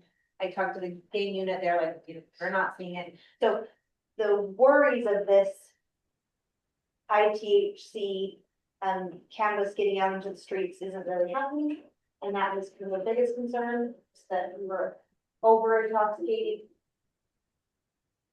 From my perspective, in law enforcement, it again feels like a conversation with, if you were that worried about fentanyl, then there would be ton of places that would fentanyl, they found with such a problem. And it's being, it sounds like it should try to be punishment. Well, it's really a strong argument, right? They have taken data and supposed evidence, although I don't think that evidence has come before us, despite the fact that I think some person said there are reams of data or evidence that supports their position. Still not ever seen those. To say high potency cannabis has an impact on the development rate. That's not what I'm going to dispute or not. They then claim that high potency cannabis from the medical cannabis program is finding its way into, underage youth in Utah, and that's causing problems. Again, no evidence of those things happening here in the state of Utah. They've used, at best, some studies and some things from some other states to say, well, hey, states that legalize cannabis have massive diversion problems. Your predecessor on the board couldn't bring it to us. Hey, when we went and spoke, remember, they said, oh, nothing we find looks like this. I'm not to say that it hasn't happened, there hasn't been some form of diversion, but a lot of it is attempting to solve a problem that just does not exist in Utah. And again, I go back to say, I think education is one of our greatest tools that we can use. Make sure people are understanding what it is that they are purchasing and how to responsibly use it. And then a lot of the onus, I think, is on people with children to be able to effectively educate their children on, this is my medicine. This is for me. This is why I use it. This is not for you. And if it were to be for you, we would go through the appropriate channels to do so. I just think it's a way to try to knock down something they didn't want in the first place. And all it's going to do is it's not going to have the effect that they think it's going to have. Number one, it's trying to solve a crisis that doesn't exist. But number two, what it's going to do is it's going to make patients who are already very concerned about the price of medical cannabis, because it's not subsidized by health insurance, right? And it is an expensive substance to use, especially if you're using it on a daily basis. All it's going to do is make those people have to spend tons more money, buy far more product to get their medical needs met. And it's going to force people to just go find it from different sources. I hear all the time people say, well, they'll just stop using it. No, they will not.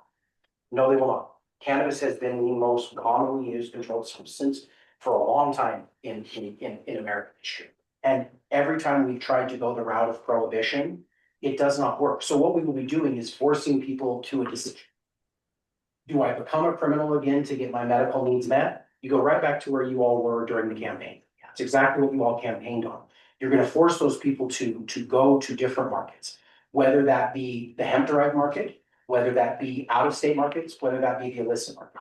The hemp-derived market notwithstanding, those other two markets are illegal markets for purposes of Utahns. Maybe not while I'm across the border in Nevada, but as soon as I bring it back here to Utah, I've committed a federal crime and also going to be subject to a state crime because there's no longer any protections in the law for having out-of-state product. And so what you're going to do is victimize, again, those people who are trying to do it the right way. And if the purpose for doing it is a perceived, not real, like a manufactured crisis simply because you don't like cannabis legalization, at what point that has a point. And again, if it's something we're going to see, I think we are already on record. I think we did make a previous recommendation this year, on that. And again, I would just opt for education over prohibition, because all you're going to do is punish patients, and if it decreases the patient pool even more, the best way to get to a better affordable market is more patients too. That's one of the great ways to be able to do it. So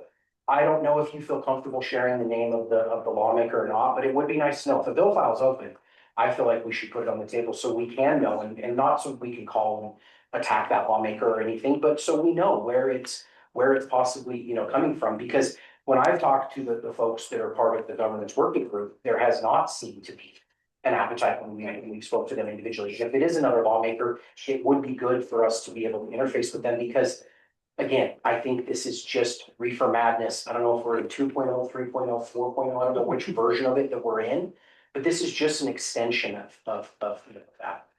We're not seeing it like that. Like, I've been in detectives and persons crimes, property crimes, now back out on the roads that started. And being involved in a most recent homicide that did involve juveniles in the distance. And there was a lot of it, there was a ton of vapes, we're all outside the state, they were being mailed to people's houses. And nothing to do with the packaging that I haven't seen my life. Yeah, it just would seem Love that. wrong to vilify and victimize the folks who are trying to do it the right way, industry that's trying to do it all the right way, because of that criminal element or the element that just exists outside the state of Utah that is the supplier, you know, of those things. And again, I just think if this were real, and I said that to the gentleman when he was here, I said, if it's real, if what you're saying is real and it does exist here in Utah, please show us the evidence. Because I don't think anyone sitting around this table is saying we should be flippant about youth access to cannabis. High THC cannabis can have impacts at all levels, and especially on the developing brain. We understand that. So we don't want to promote that, but at the same time too, trying to curtail something for, you know, in the face of something that just isn't real. Again, it's just fear mongering, and really it's rooted in prohibition.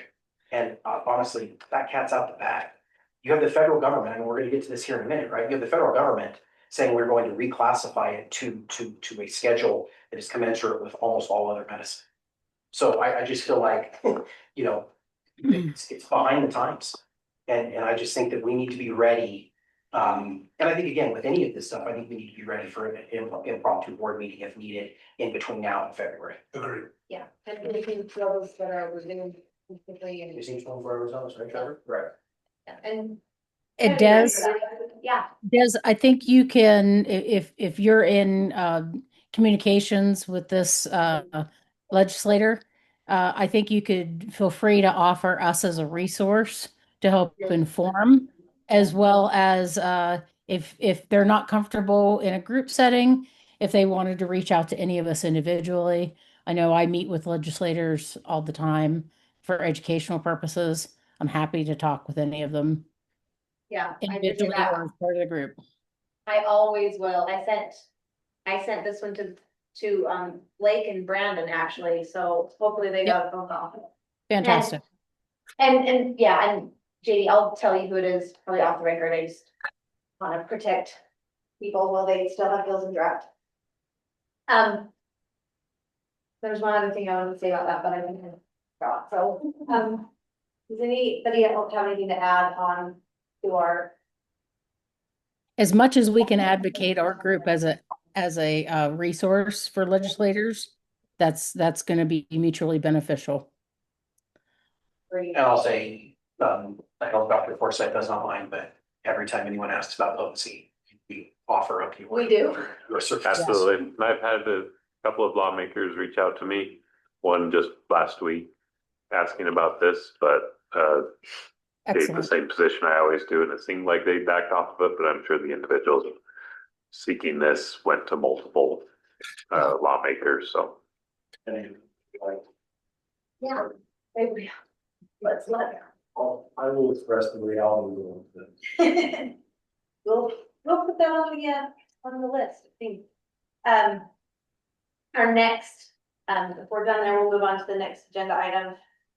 This is one that we're gonna go over the presidential executive order. When JD was chair, he brought this up, and now is the time that we're gonna go over the executive order, and then everybody, if you just take a couple minutes to say what this schedule change is going to do to your industry, to work, the people that you represent and the voice that you represent here on the board. I can give sorry, I had caffeine today, and when I drink caffeine, my vocabulary just leaves. So I can explain the executive order if you'd like, or we could ask JD to do it, since it probably You haven't heard enough from me today? because he did not drink caffeine maybe, and because this is kind of his vote. Sure.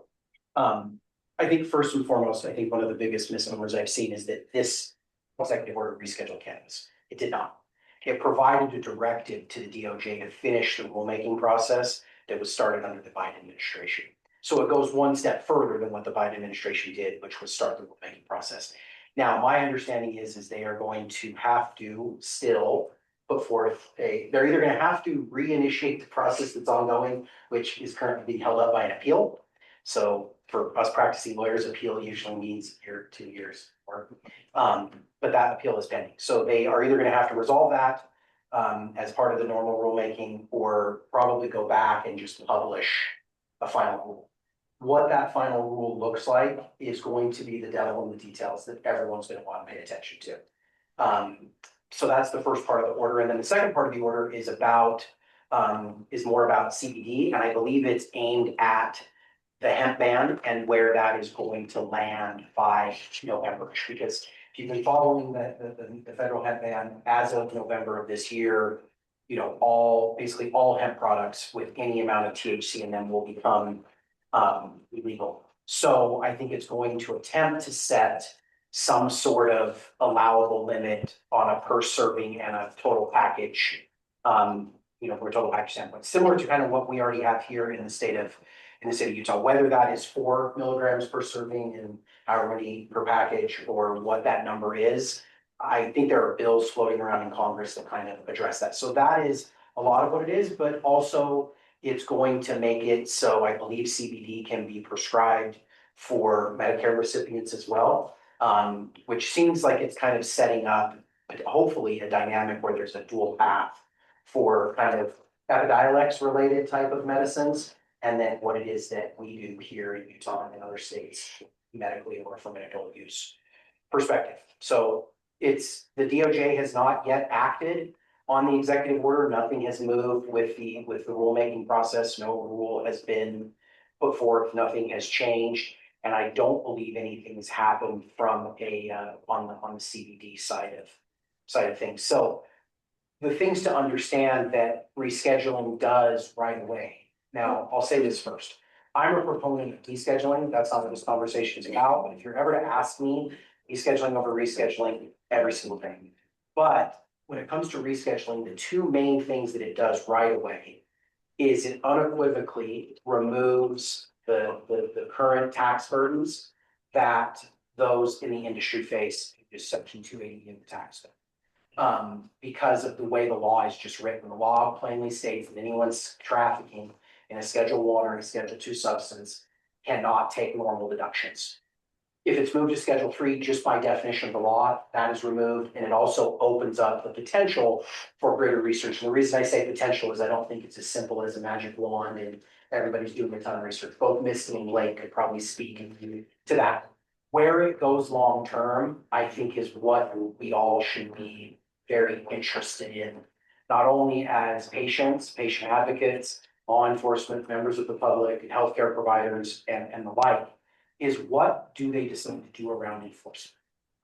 And back when the rulemaking process was initiating, I had the pleasure of writing some public comment and submitting that as part of the rulemaking process. And that is, I think, where the biggest question is if they are going to treat it like every other Schedule 3 controlled substance. That is what the proposed rule says right in the rule that was proposed from the Biden administration. Part of what the feedback they were seeking is if we do that, what is the potential consequence? What does that look like?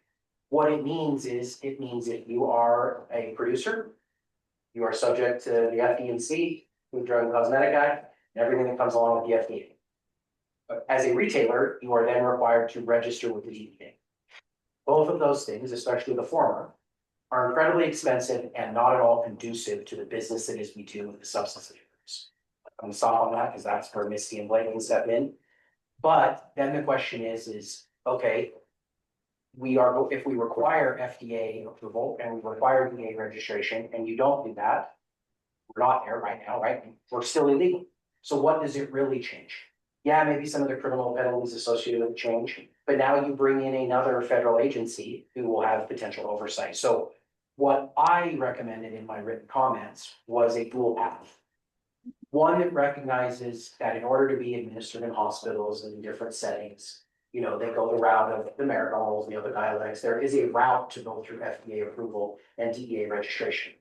But there's a secondary route that recognizes the way the cannabis industry has developed in America that allows the way we are currently doing business and the way it's being accessed as a medicine or even as an adult use product, that there's a path for that to go forward under Schedule 3 as well, with some sort of federal, minimal federal oversight over things like health and safety, GMP, packaging, labeling, those types of things. But generally, the majority of the enforcement and the regulation is left to the states. You know what I mean? That's the path that we've recommended. So to me, I think I say it all depends. It's a great lawyer answer. It all depends on what the appetite for enforcement is. But all that said, the question is even if they decide to enforce it like every other Schedule 3 substance, what type of resources the federal government have under the FDA and the DEA to actually do that? But I'd rather not say like, well, when are you gonna come get me? I'd rather say you're not going to, and we're gonna create two different paths for this. So as a pharmacy representative, those are the things that I'm looking at as the potential impact down the road, because as it stands now, if we take the enforcement piece out, other than taxes and research, it's very symbolic and a strong symbolic response from the federal government to finally make the admission that we all know, right? The cannabis has this, it never should have been Schedule 1, right? So that's huge. You can't step past that. But what I'm more interested in is what it looks like 5 and 10 years down the road from an enforcement perspective. So what is the impact on what I do day to day? Who knows? Who knows? Who knows? I will just say, so I'm on several national committees and different things, both on the and the marijuana side, and I will say medical cannabis side. I will say this. States right now are in this really interesting position where they're trying to decide if there's federal rules that come out and as long as the state is exceeding what those federal rules are, they just maintain their state programs. And there's a lot of sort of debate back and forth from various states that we've been in contact with about what they want to do. Do they just want to adopt any federal standard that comes out? And by the way, most states on the hemp side are just planning on doing whatever that's ultimately do. Cannabis is a whole different animal. And so states are sort of digging in and looking at what it would take to just maintain their own state programs. And what that could mean is compacts between states, et cetera, et cetera. But the one thing that I think is exciting that, JD mentioned, and also safe banking, so safe banking will also be available. Yeah, actually, it will be separate. It has to be separate. Schedule 3 doesn't touch safe banking. That's the other thing too, is that's if we want to get into the whole descheduling conversation at some point, that is how you get all of those things, housing protection, little C. So even though safe banking has been talked about, actually today I was on one of our outside law firms had a webinar, and they do say they think that's coming real soon. We introduced. Wait, safe banking or? Safe banking. Yeah, no, descheduling is the next hill to climb. And along with it. The thing that I think is fun though is even if the states maintain their own program, and I, by the way, think Utah should maintain our program. We have things in place that I think are really good and better standards than a lot of places. But like the Epidiolex and so forth, if you meet certain criteria and follow certain pathways, you can then actually have that potentially show up in CVS or Walgreens or some of those type of things. That's actually very cool. And that adds a lot more people doing a lot more things in cannabis research does. So that's good. So what about the rest of y'all? Yeah, Misty, do you wanna say anything? I actually emailed a summary of mine. I don't know if you got that, Des or Trevor. I don't Was know it if I can. today? You can pull Yeah, it up, Steve. can you see my screen? I cannot, but let's not Oh, bring that up. yeah. Oh, Yep. We can see it. Okay.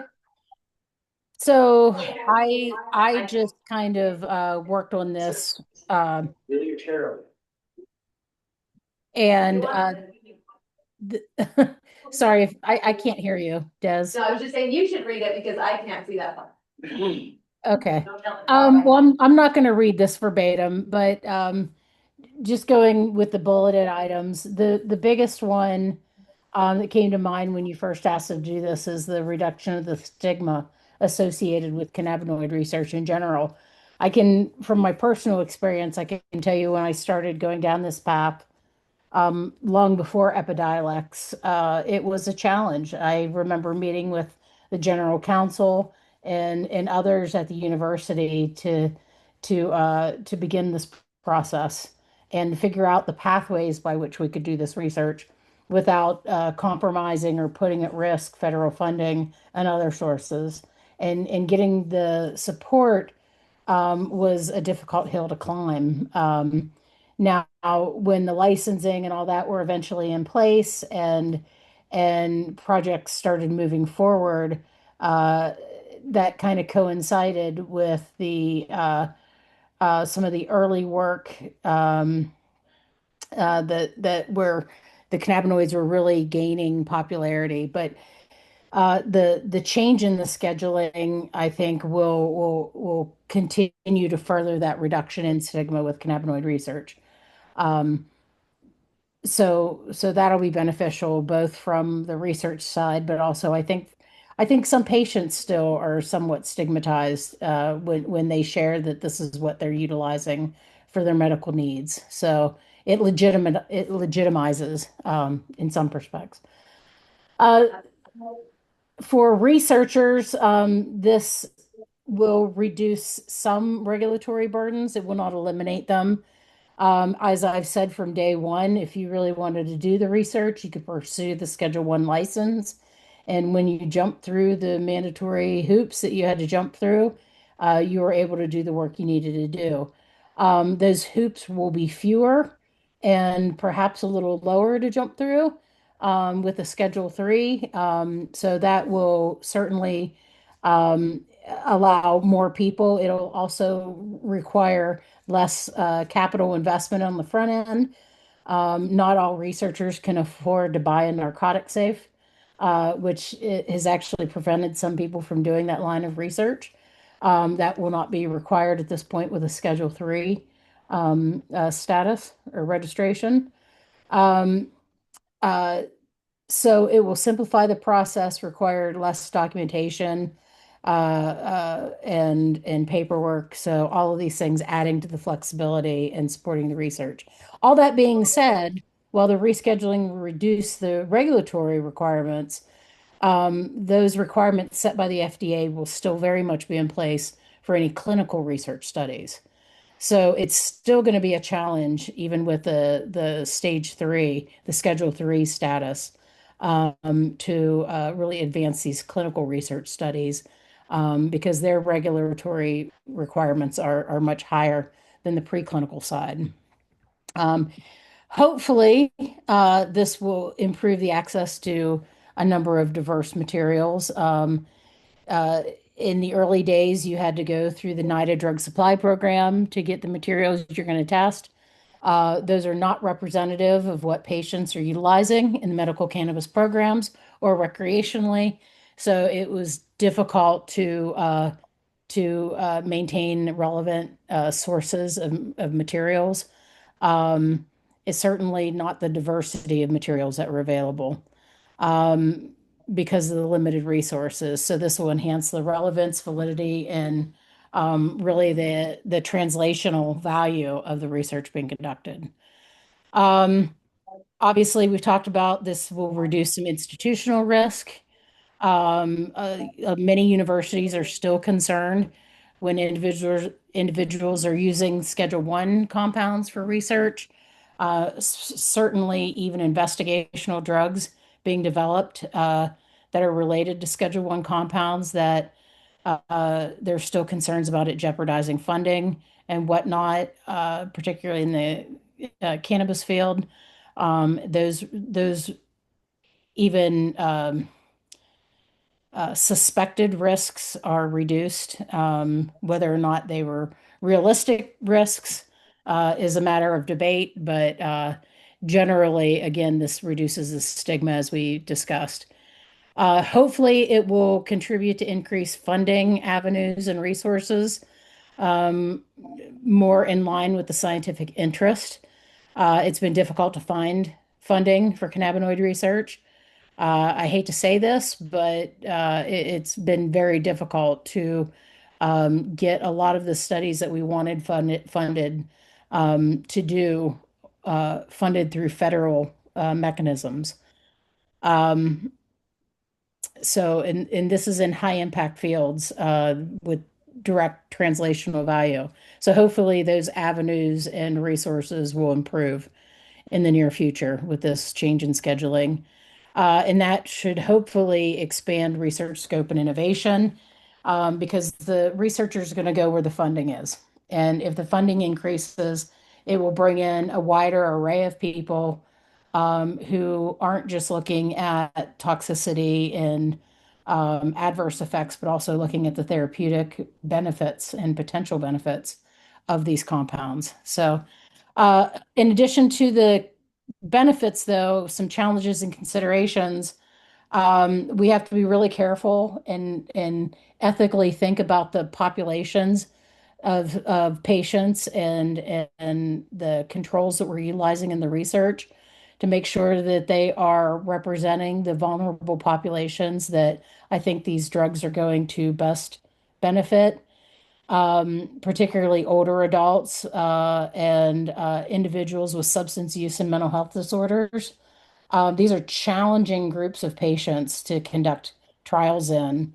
But the insight gained from these trials is going to be really insightful, both for its potential risks, but also any benefits for their underlying disease states.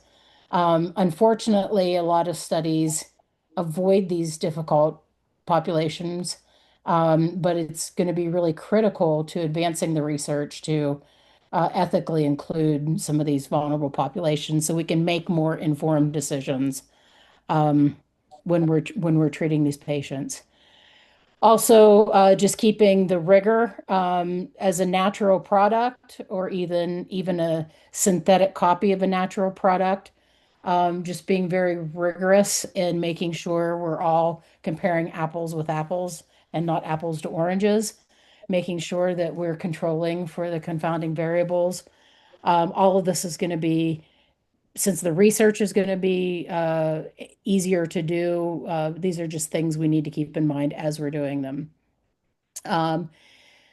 Especially when we get into another vulnerable population, which is individuals with pre-existing health conditions.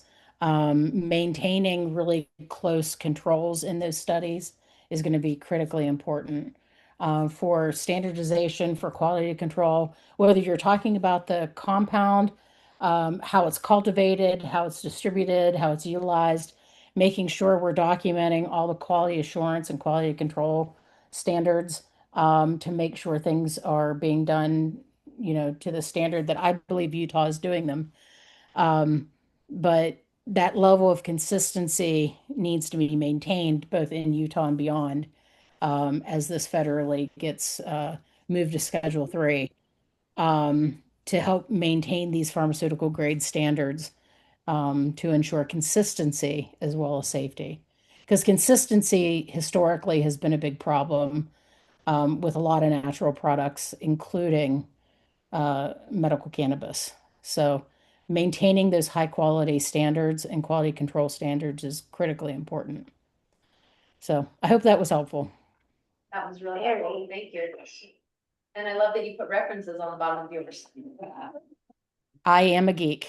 Tammy, do you wanna go? I don't have anything nearly as impressive. No, we didn't expect you to. But I think that, the reduction of stigma for patients is important in my field, absolutely, to understand and kind of remove that judgment that comes in with it.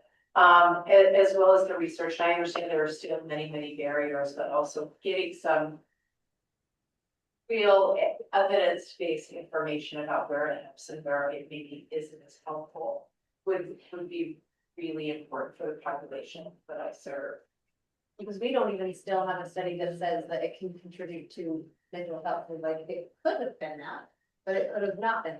And so, Could have been a lot of other things. Yes, There are a lot of things that are just very unclear, and I think people make their own personal decisions based on the experience they have, but it doesn't necessarily research based. So getting some more scientific information and being able to challenge some of the, the judgment, the stigma that's out there, I think would be valuable. and I'm not even saying that with this research, like it all needs to be pro cannabis. I'm interested in the things that they say that it could be a problem for as well, and I know mental health has been one thing that we've tossed around a lot. And we have to do it really not. So maybe sometimes do a little more. Yeah, it'd be really amazing to have that information and give people who need more support in different areas. Yeah. Well, particular with the cannabidiol, I think we're going to see an explosion of new data on drug-drug interactions.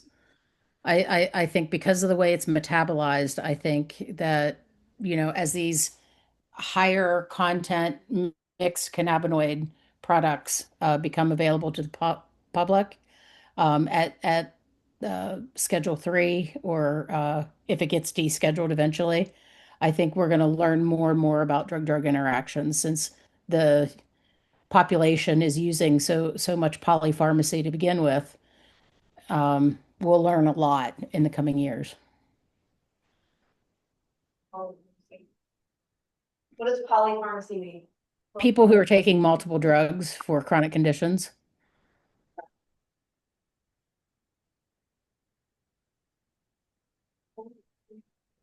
Well, yeah, I mean, the general public, anybody can comment on what you think the general public is gonna have concerns. I mean, I think it will come on both sides. I think there'll be people that'll be pleased to see a stigma removed, be interested, want to be engaged. And I think you'll have the complete opposite on the other side. I think there'll be a lot of fear that comes with it. I think employers be incredibly concerned if they're already making comments that they're having a difficult time getting people through cannabis testing. I'm sure this would just enhance those fears for them. So I can see it being, some people looking at this as, gosh, this is helpful for me if I'm, polypharmacy, and looking for alternatives, and this has never been an alternative for me based on my stigmas. This may help me have those conversations that otherwise I wouldn't have been able to have. So I can see it from a lot of different things. Yeah, you're all general public, your people that you're around, you can see it go both ways. I hear most of the general public say, like what JD said, like people think that this has happened, like, and it's not, it hasn't. Well, I've even seen what appear to be otherwise, people, making statements and having correct on stuff. And I agree with you, I think it'll be seen both ways, but if nothing else, I do think it just furthers the conversation, right? It tells people that, hey, this is no longer intended to be Schedule 1 substance, and so I do think it'll create conversations. It has had, just like legalization, I think has done that in general. So yeah, I think you're gonna have people on both sides of the fence thinking that it's gonna open the floodgates to, to the devil's lettuce, and then there's other people that think, that hey, this is they're already on board, and it's just a further step in the right direction. But to be honest with you, I think it's the first time the federal government's been honest about cannabis. That's what I will say about it. And I think time will impact For sure. those things, right? For sure.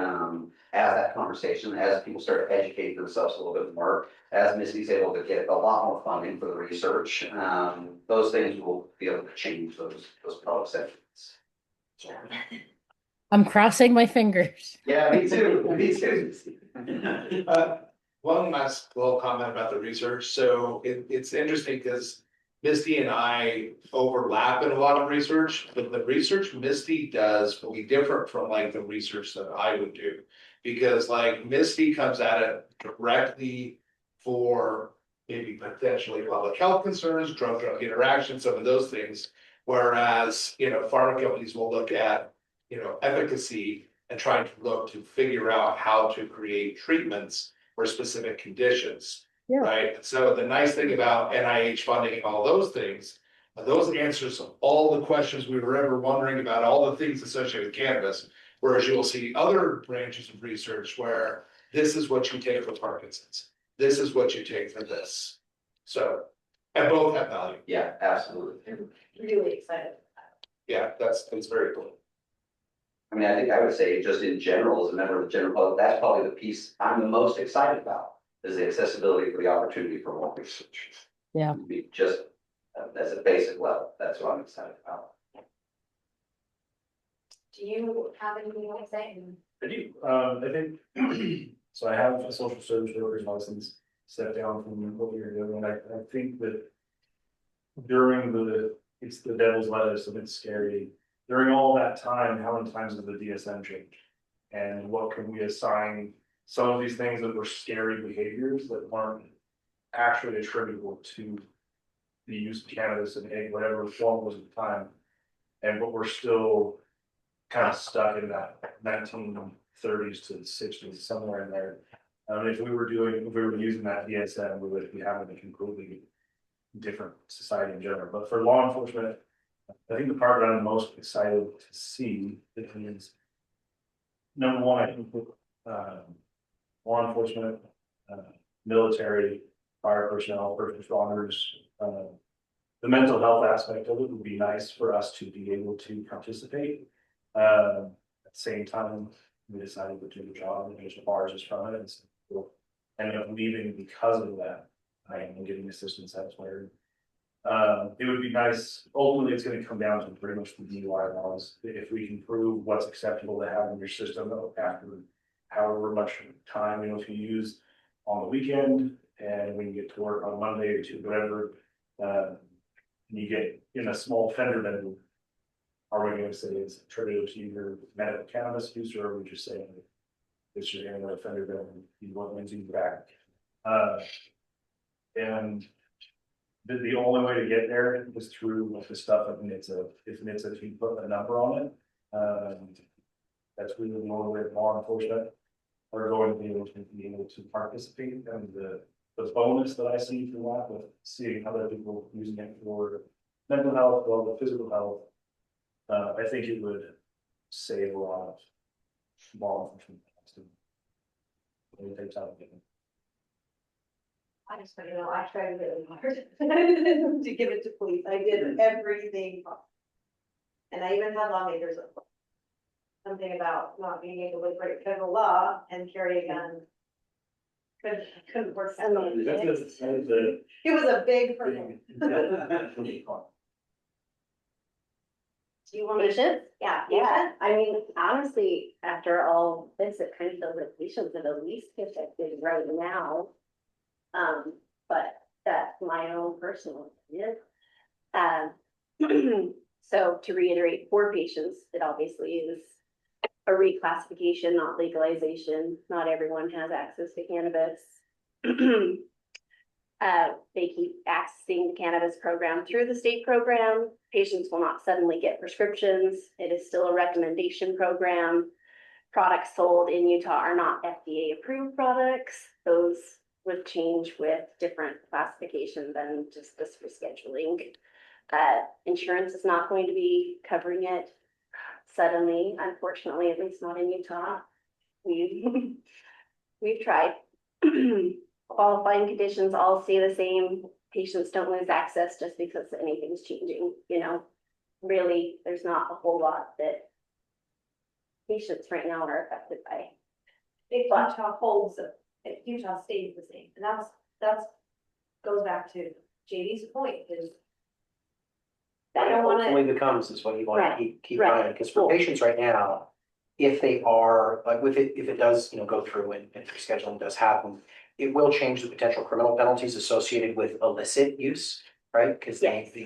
at the federal level, that carries a different, at least from a federal perspective, carry a bit of a different, tone to it, but not in all ways, because cannabis is called out specifically under federal law for certain penalties too. But I think what you can say is in the short term, not much changes.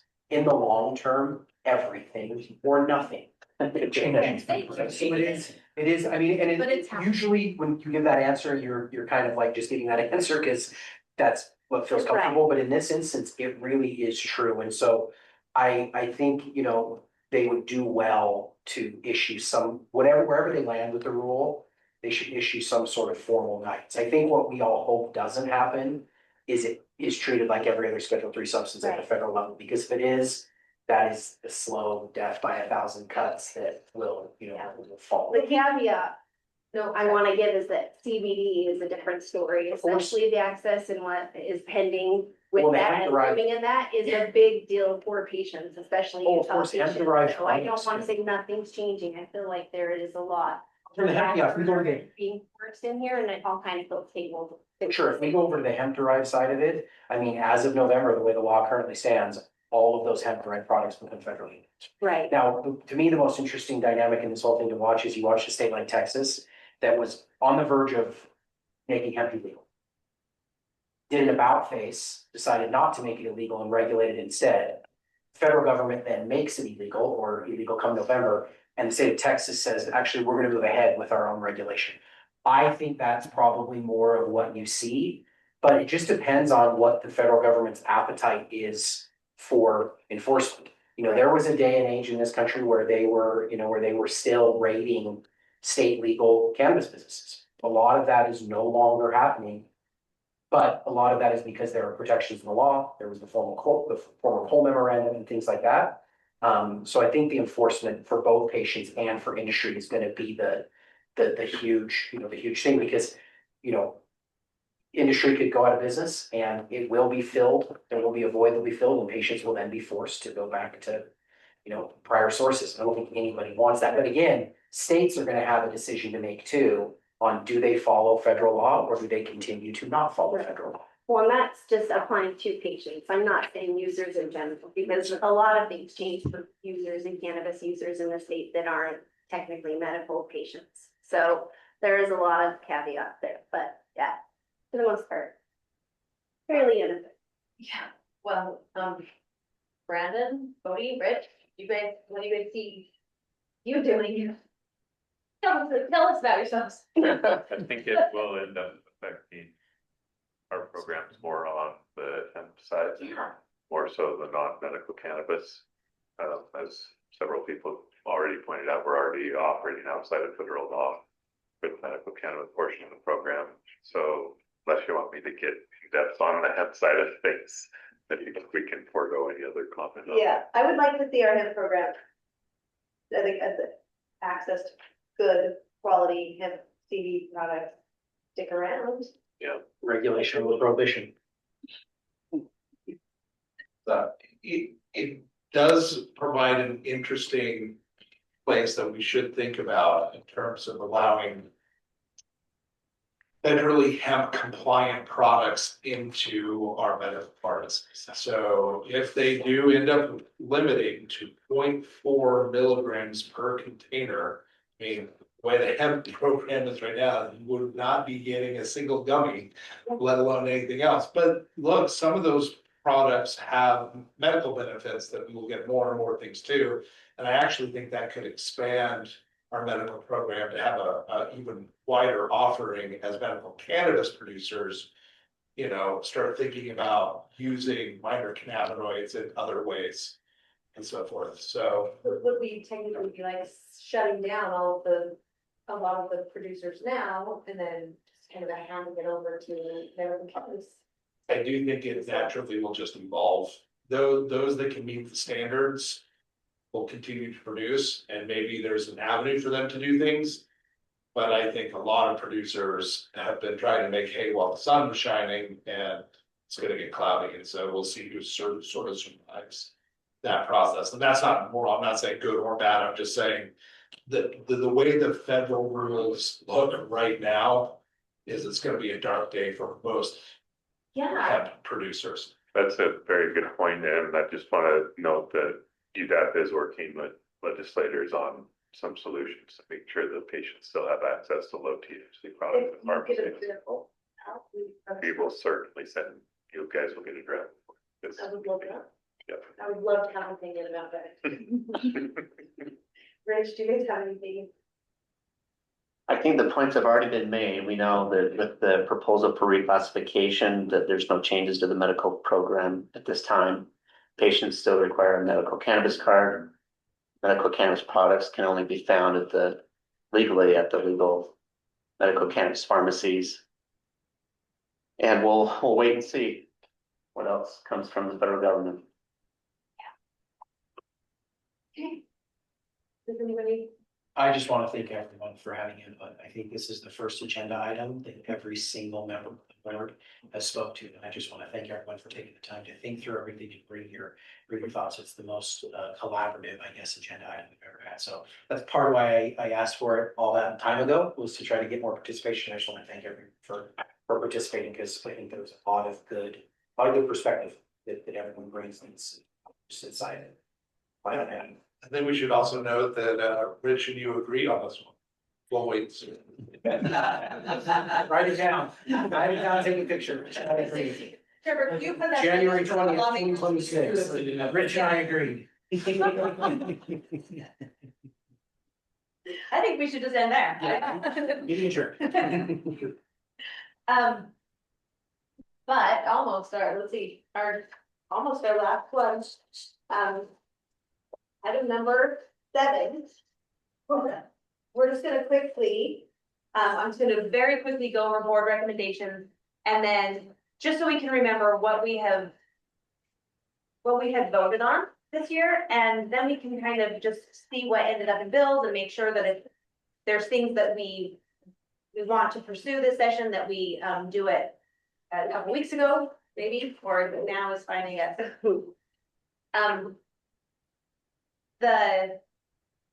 We have on 415, and you should have that printed off. On 415 on our meeting, we voted the removal of the requirement for caregiver and guardian background check and card application fee. I think you guys will remember that one. It was just, we talked about the cost associated. We didn't feel like it was necessary. I do not believe that one has made it into a bill, but I don't think that we had a lot of opposition. So, I can reach out, or I'll return and report on that one. Removal of requirement for a medical cannabis card holder to publicly transport medical cannabis in an opaque bag or box.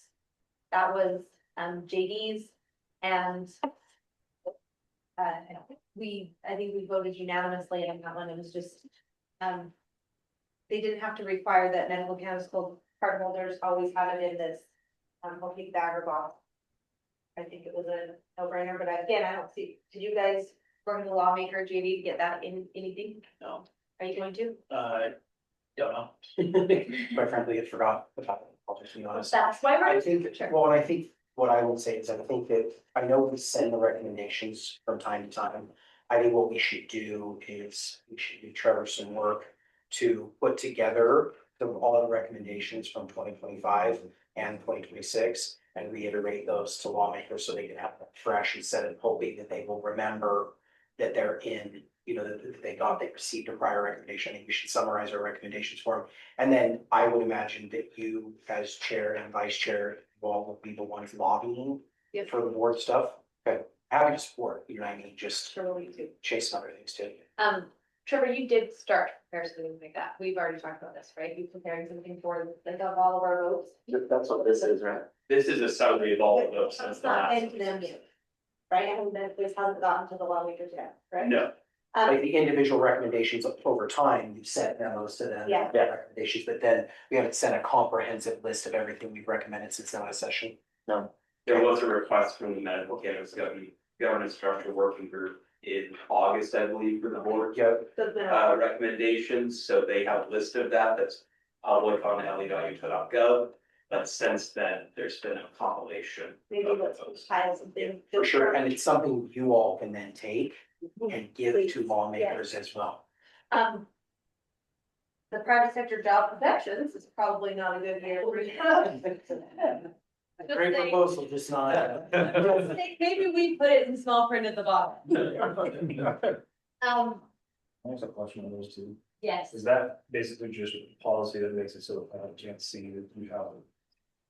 No, so there's currently like job protections, limited job protections for public employees. No. You Oh, is he on? He's on his- they'll take back. Oh, yeah, so right now, the way the law requires is anytime you have your cannabis in public, you have to carry it in the opaque bag or box that the pharmacy gave you. So if they gave you like a brown paper bag and you have that medication for 6 months, if it ever leaves your house. Again, like, cause the idea I think was initially taking it from your home or from the pharmacy to your home, it would be in this thing because heaven forbid someone see your medication outside of a opaque bag or box because of whatever it's gonna do. That's my personal take on it. I don't think that was probably the intent of it, but that's just how it seemed to me. You'd have to carry it in that exact same thing. And so it was basically saying there's a different way for you to do it. Now, currently under the law, there is a way for patients to bring their own opaque bag or boxes to the pharmacy and carry it in that. This was basically just saying it wouldn't criminalize if you forgot to carry it that way, as long as it was otherwise in its original packaging, properly labeled, just like a prescription drug. Yeah, and this other one, sorry, that was just getting rid of the fee, not. Well, so they already have to have, let me try to remember. The attestation. Yeah, it was an attestation, like, cause all it said, yeah, it's just like, that they can attest like, hey, I have not been convicted of any of these. And so it's just like when you're getting a card for your minor child, I think. So, And then caregiver. yeah, and other states have done it, and we haven't heard any that, there was no like cases where this had been abused and, so it kind of just felt like, and when we looked at the cost, it's like the difference to be a caregiver. So she's a caregiver for her child, I think the cost is like $160. It's like not. We were just trying to remove that for them. And we thought it was low risk. Sorry, just trying to keep. No, I love it, yeah. And these are, you can go watch all of these, you know, times. There's video. Us. Yeah. With your kids at the dinner table is a great time. Yeah. So private sector would probably touch that, then we've got, the THC potency, and we wrote a letter about it, and that's just, we talked about that a little bit. That is potentially back on the table, so I would like to make sure that they understand our stance on potency. We'll attach a letter. Patient purchasing limits, so we have at this time our purchasing limits that, we just voted to. Let me get the wording right. The board voted to recommend establishing process allowing recommending medical providers to authorize patient purchasing limits increases provided that they like send it to the Department of Health and Human Services acknowledging that it's medically necessity for the increase. Adjustments may apply to flour. Oh yeah, I forgot we split that. 50 gram increments and for composite products and 10 gram increments may be repeated as often as clinically appropriate. So increases in expire at card renewal unless refiled, it may be lowered at any time by the RMP. And following any increase, the patient must meet with the pharmacy medical provider again in the year. So I still think that was a really good one. Then combustion. And not just that, so we just removed the potential substance charge if a patient does combust. Not that we're allowing it, just that if a patient, because like we're talking about, if the power is out, if they have a certain device that is getting cleaned. We do have, traveling, we do have patients that still combust, and we don't ever wanna, we're not approving it as a qualified route, but just saying the punishment isn't gonna be criminal. Goes somewhat part and parcel with the decriminalization bill that's been introduced. There's a representative here that has produced a bill that would decriminalize 14 grams or less of cannabis for a first offense.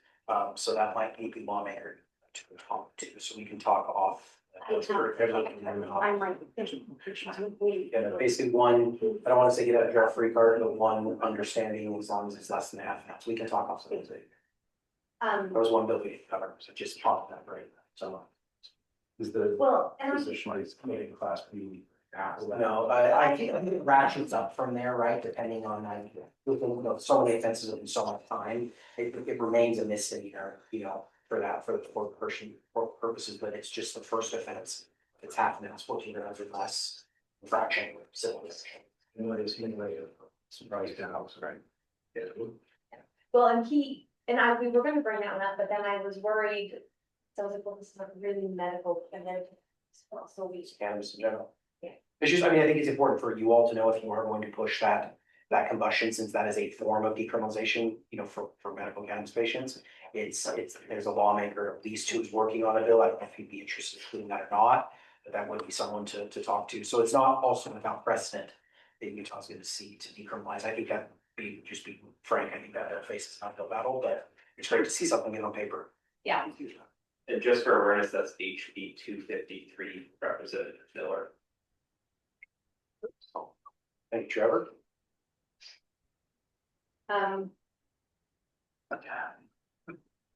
Then we voted to recommend that, the department use money to fund education. And Rich, was there something in there?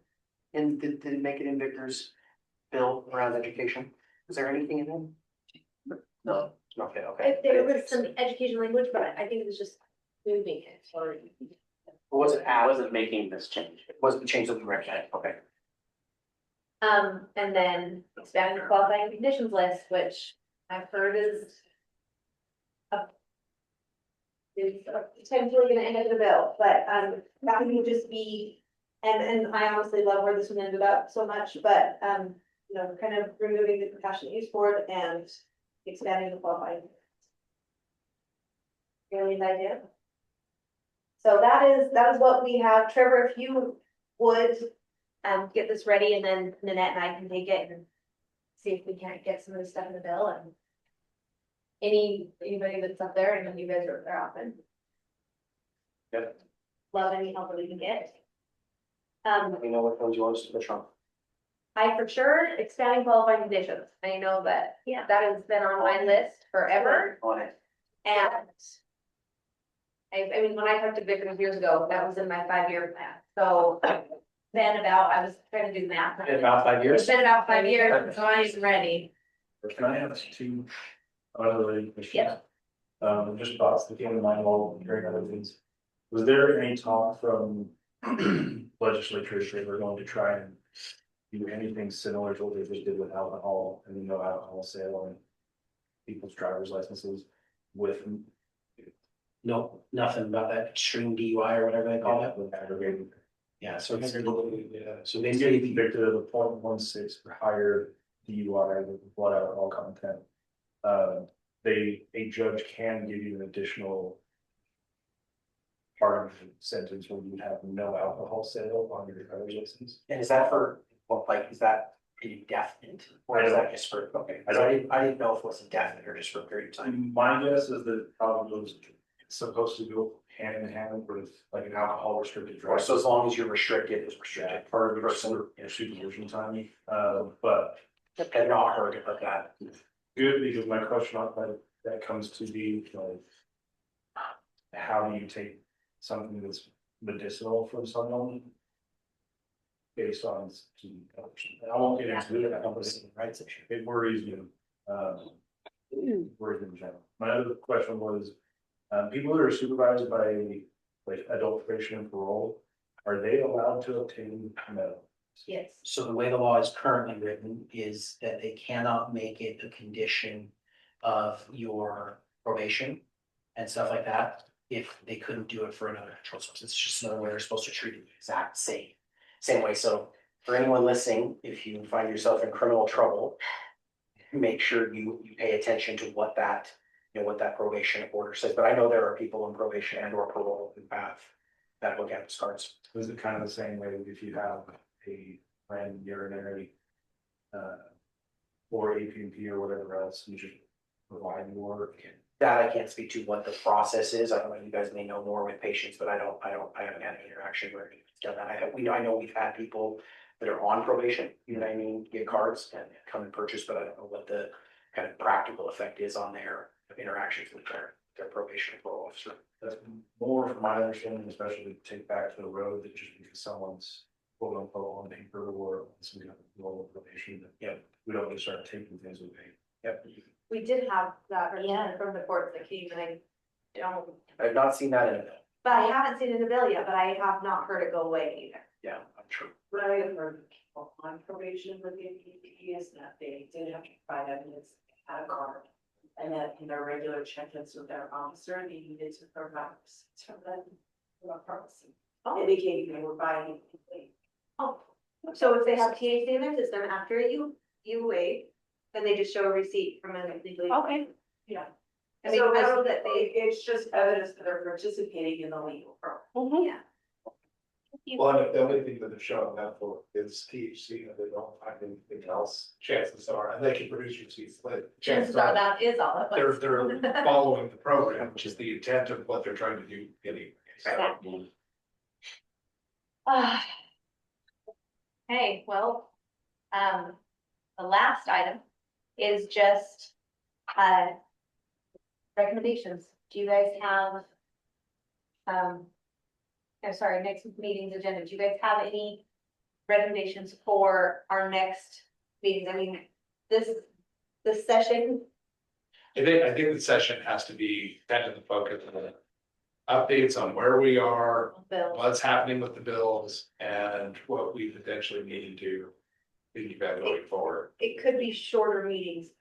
And I think we'd be prepared for an impromptu meeting and maybe not as long of a meeting in February, right? Just impromptu Yeah. meetings as we need to weigh in. Love that. But I think, my opinion would be anything net new should wait until post. Agreed. Necessarily post session, if there's, I mean, I heard some guy chattering on your IG, telling you what he thinks should make it on the agenda. Those types of things, I think that, we probably be best to wait post session, because it looks like, I mean, if I'm understanding this correctly, none of our recommendations are currently in the bill. Maybe Yeah. one of them is gonna make it in. Yeah. So I think that's where we should focus a lot of our time and attention, and then just be ready to be nimble on maybe having a meeting again, next week if we had to, or whatever. But for February, I think should certainly be, the focus should be the session and the bills that are there and the language that's out. Because the other bill that's coming, I think will probably have more of an uphill climb, because you look at the bills that are currently out, the work comp one notwithstanding, pretty pro forma stuff, right? A cleanup bill, Christmas tree bill that doesn't appear to have too much in there that is controversial. So I think more controversial stuff sounds like it's coming down the pike, whether it be in the governance working group or some other lawmaker. So I think we'd be prepared for February to just be focused on that. And if the meeting only has to be an hour and a half, 2 hours, then great. I like it.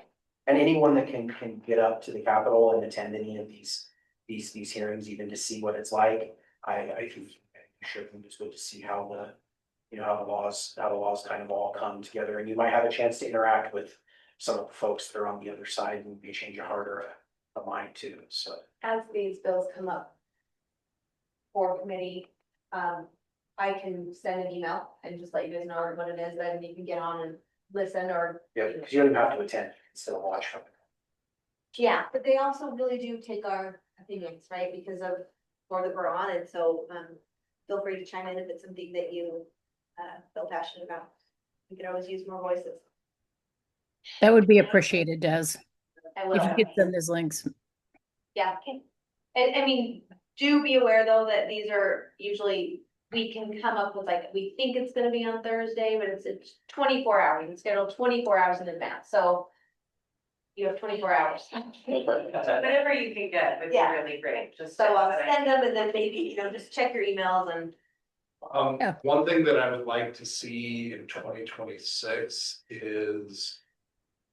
I don't always know if agencies and the board will always align perfectly in the things that we need to have happen legislatively.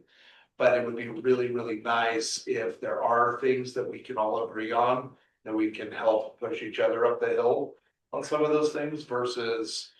I feel like we get a report of things that are in your interest, and then I always get calls in February of like differences, not necessarily from the departments, but the bills change dramatically. Wait, that's not what we heard, or not only from the departments, but just generally, that's not what was discussed. And so having us, everybody on page a lot better helps us move the whole working group in a way that I think is very productive. And I think everybody around this table is on the same team trying to do the right things. And so helping each other is a good, right? Des, can I speak to that briefly? Sorry, just so I agree 100% that where we can, I just want to set expectations for a couple of things that are our practice. And so that you know when they happen, it's not because we don't want to work together or not. We are not allowed to support any bill unless it has gone through the governor and the governor has agreed. So we are all, for our department, we are always going to be neutral unless it is a bill that we have gotten approval to work with a policymaker to get passed.